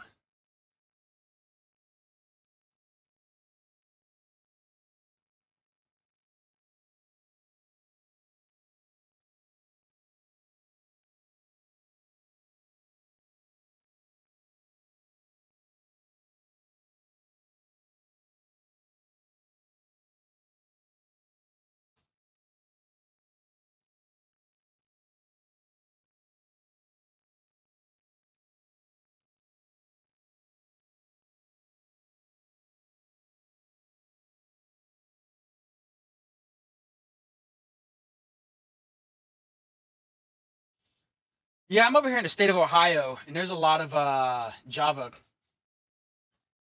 A lot of the companies here all use Java. Like I know off the top of my head, there's big companies over here like JP Morgan Chase Bank. I know they're very Java oriented. I think we have like Nationwide Insurance. I'm pretty sure they're Java oriented. And there was like a couple others I believe as well. And then in some of the other cities, like I'm over in Columbus, and then I think the other cities like Cincinnati and Cleveland. I know there's some other I believe companies in those areas that are also heavy in Java as well.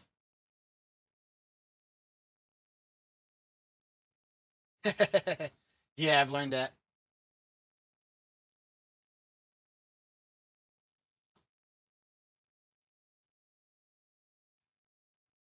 I forgot what I was doing. Oh yeah.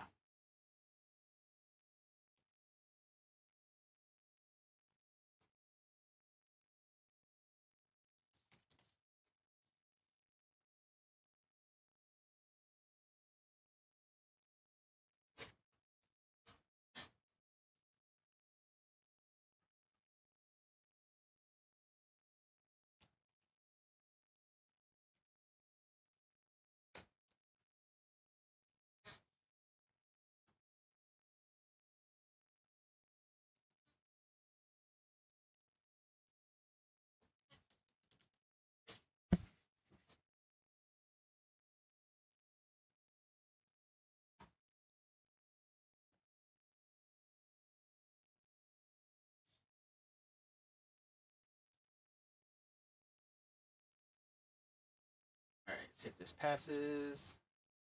Sweet.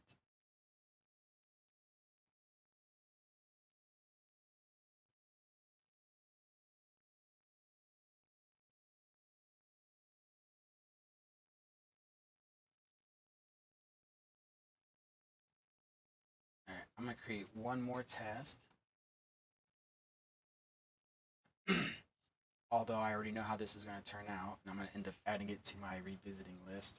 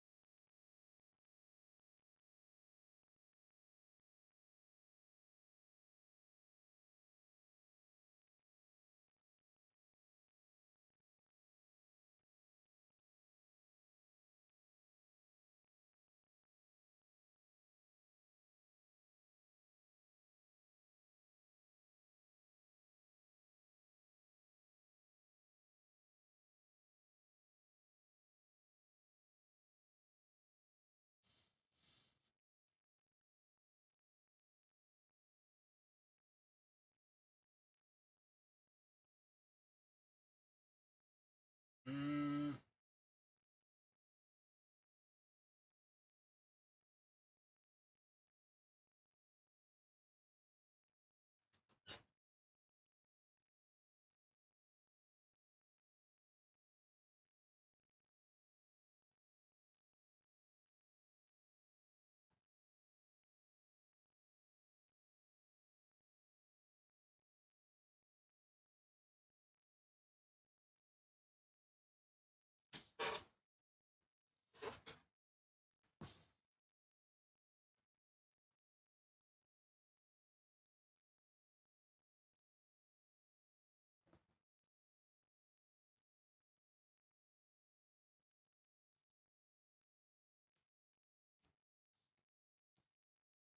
let's see here. I'm trying to think of how I want to ask this.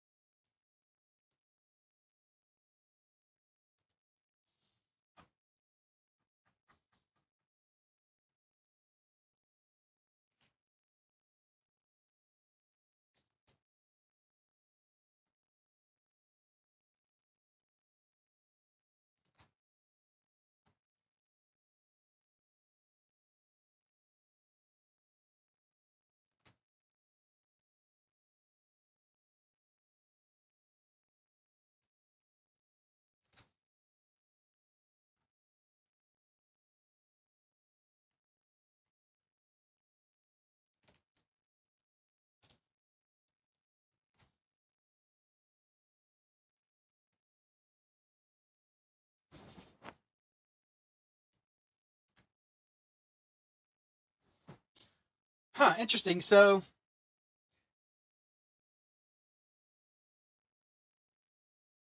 is the C sharp normal property? Is that like setting it up in like a lambda style?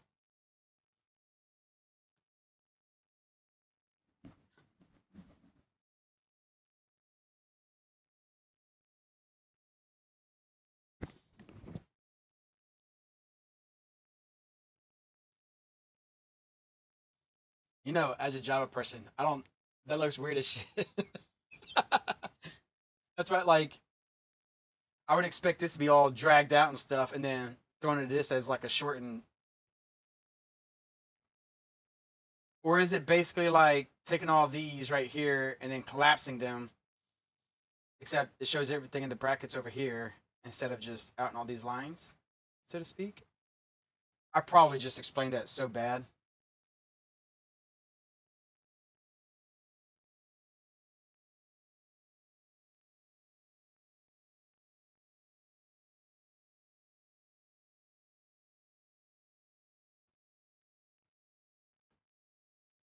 Oh, okay. So that's why it passes then.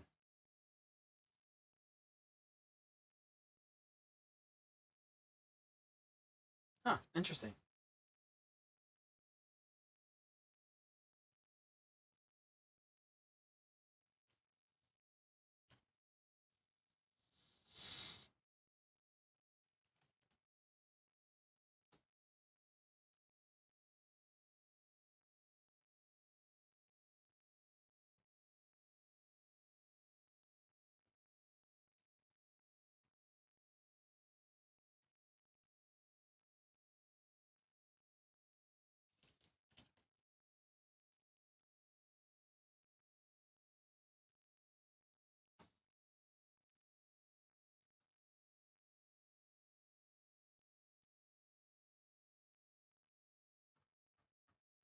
Good God. I am finally done with that part. And person at first name equals hello is set one because it's being assigned. Interesting.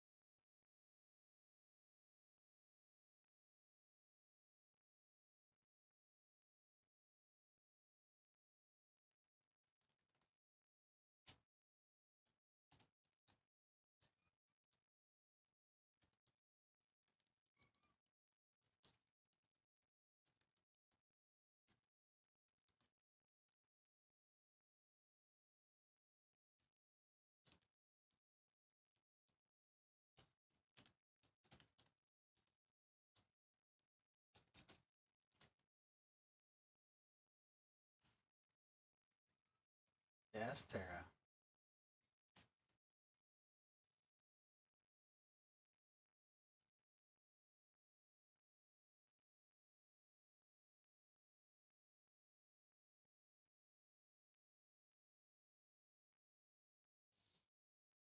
And also, by the way, what do you write in Java if you want a generic list? Ooh, to write a generic list. Hold on. I gotta give somebody attention. She's been like sitting on the edge of my bed, getting ready to jump on me.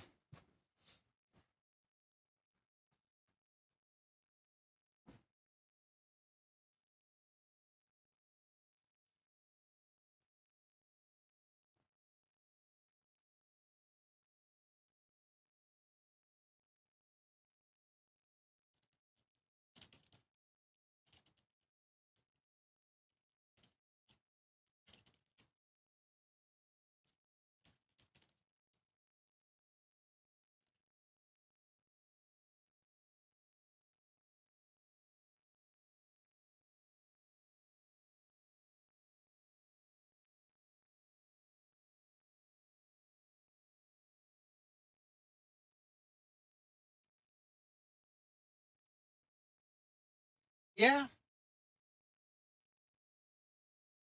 the C sharp has stuff also like collection and hash map and sort. What is it called? Like sorted list or something like that.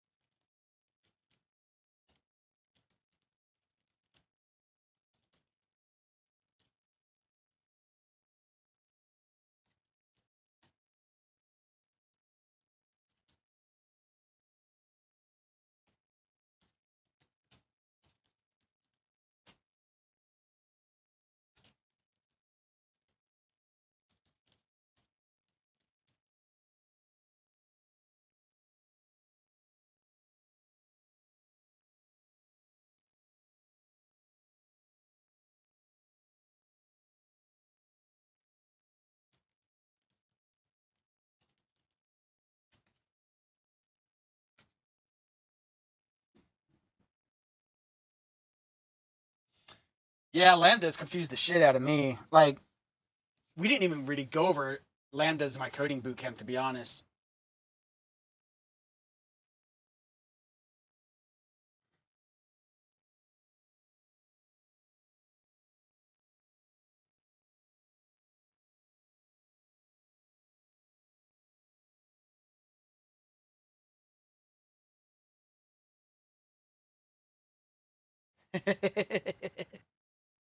Oh, I bet. And I bet if I was trained in C sharp, Java would probably be like, to me. However, like I've tried applying for jobs too, because I'm currently working a third shift like production line, so I can find me a new developer job. So like I've even told companies like, hey, like I know Java and I can read PHP, but I'm willing to learn other languages.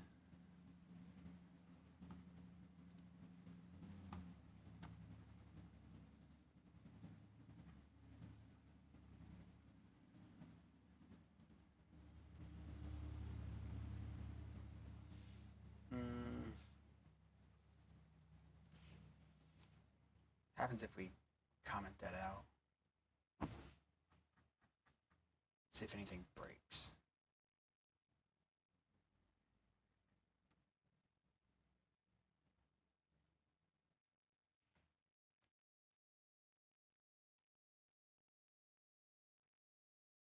Shit. What the hell did I just do? Oh shit. I'm hitting too many buttons.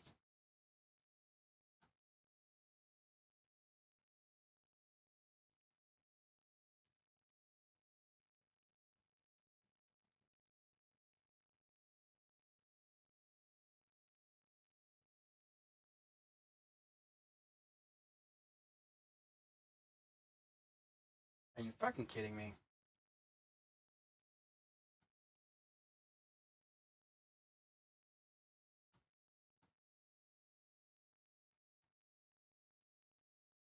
Java's still hard because it is old school.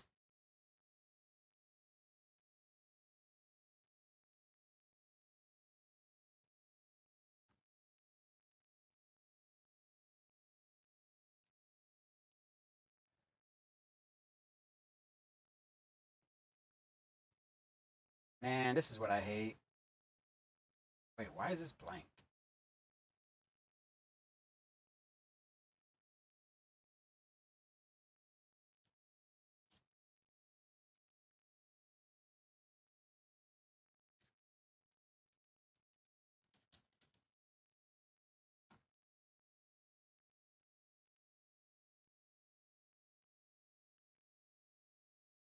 What? What do you mean you expected nothing but was? God damn it. Seems a bit excessive, like the whole test. You know, I've actually seen a lot of people going towards writing out unit tests to complete their code. Because I've also seen firsthand, especially in Java, where you could write out code and it works, but then when you go to test it, it fails, or it may still work, and it could be just a complete false positive because you wrote it incorrectly, but correctly to where it still works, but it's gonna bug itself out.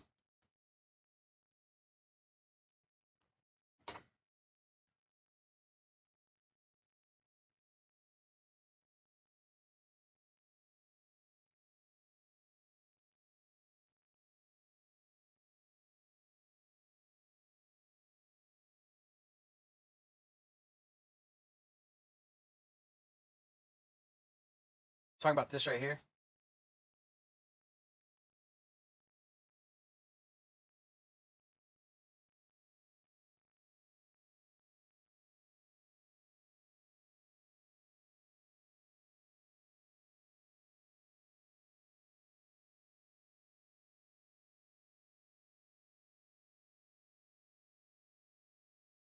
JUnit.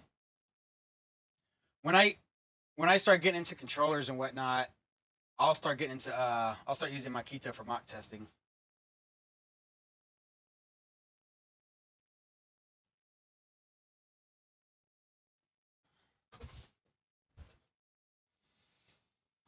Hmm.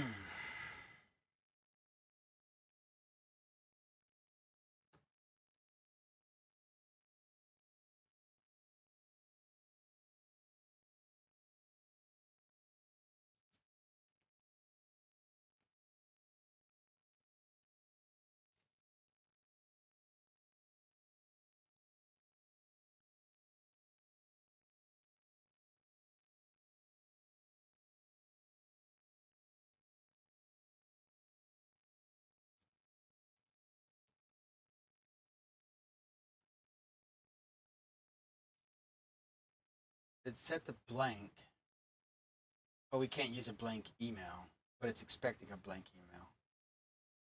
Oh. Oh, because my expected. God damn it. Oh, shit.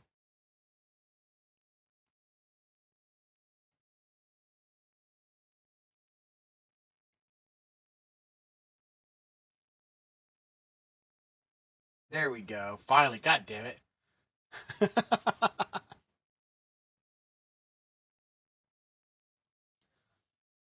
Well, this is my default user right here.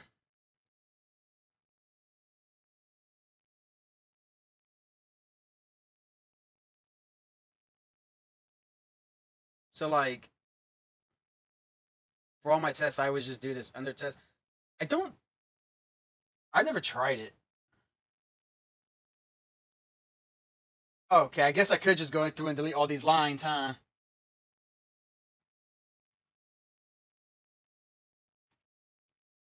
I never really thought about that. I mean, yeah, it's defined at the top there.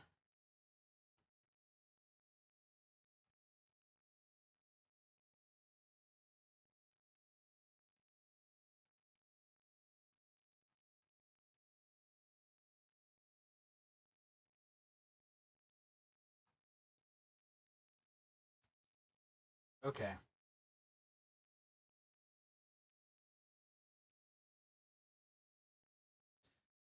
That's basically what I'm doing right here.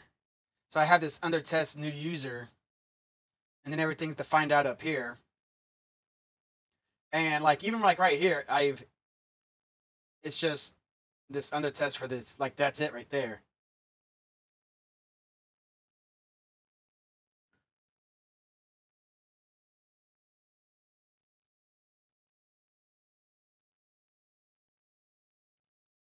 I'm kind of curious.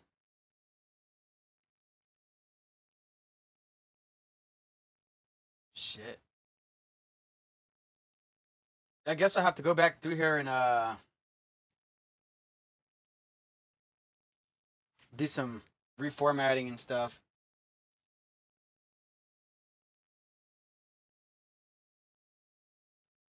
So I never thought about that. I never thought about that.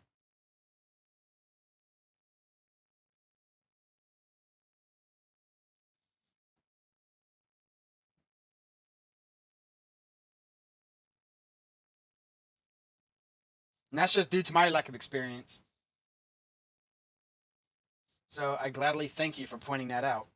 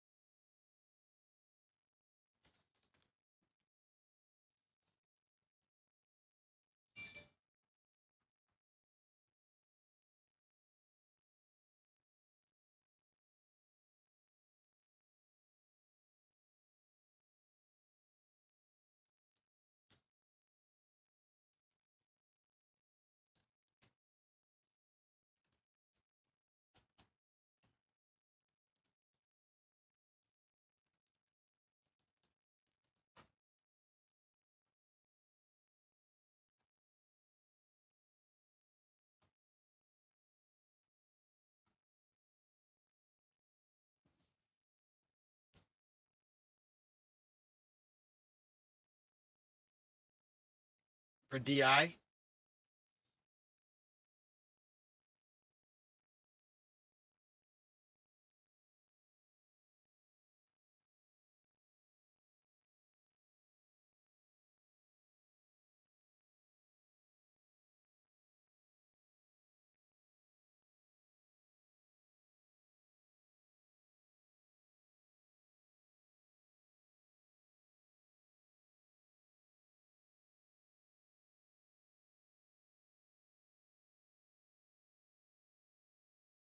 What do you mean by that?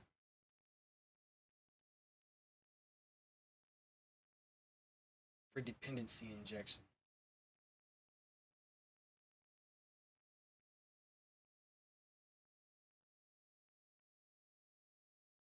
I don't think I've heard of that term before.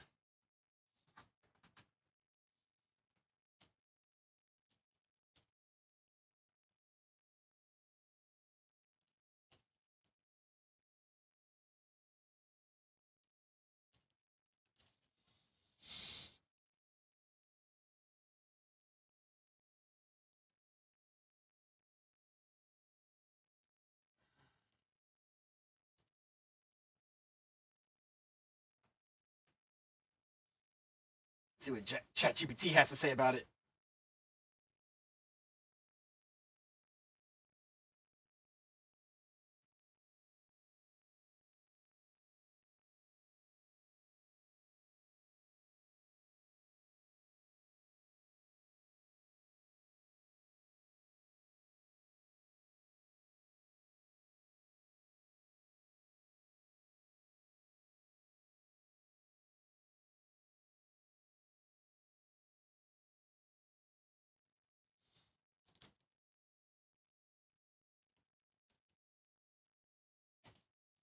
Let's see if show example will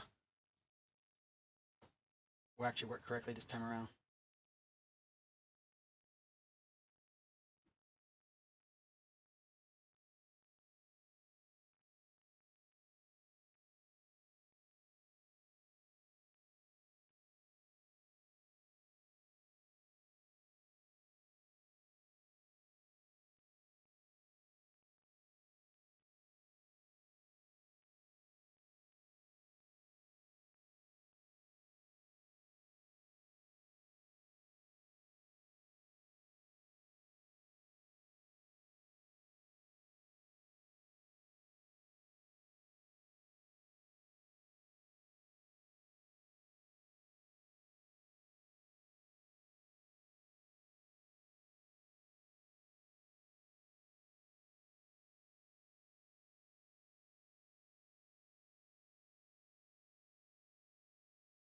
Oh, okay.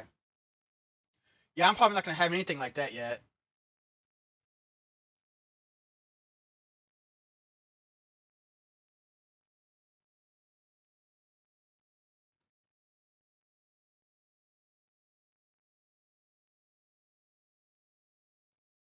So, I mean, on this tutorial that I'm on, the only thing that's done so far with step one was create the Spring Boot project and configure dependencies, create the database and configure data source, and then code NCD class and repository interface. I'm still technically on this one. I'm just going over and beyond probably what I need to be testing. That's why I got like shit all over the place right now because we're only just on the very first class that it's going to talk about. And then like all these files over here in red, they're just test files that I may or may not be using in the future.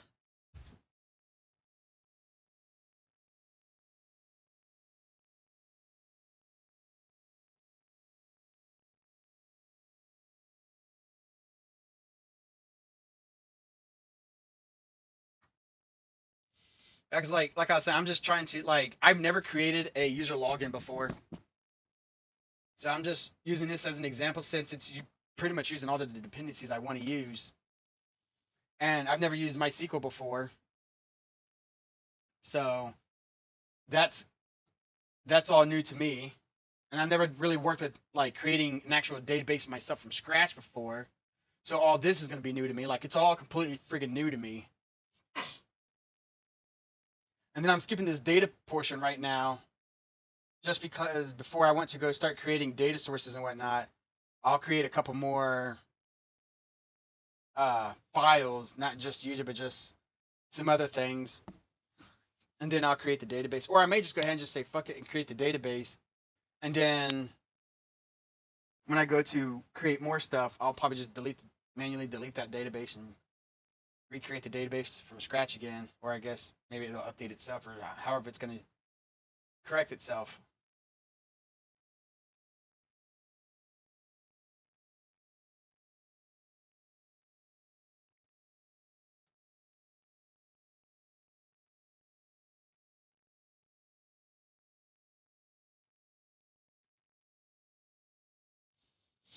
So yeah, you'll probably see a lot of stuff that you're probably gonna be racking your brain about like why ain't I doing this and why ain't I doing that, and that's pretty much a lot of reason why.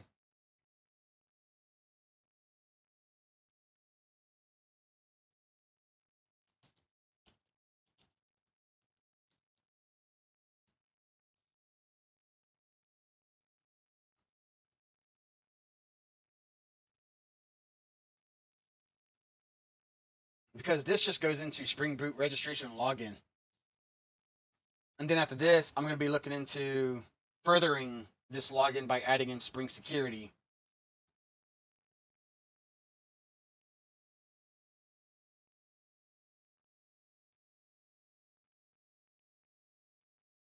But with that said, I'm going to go ahead and I'm finished where I want to leave off with today.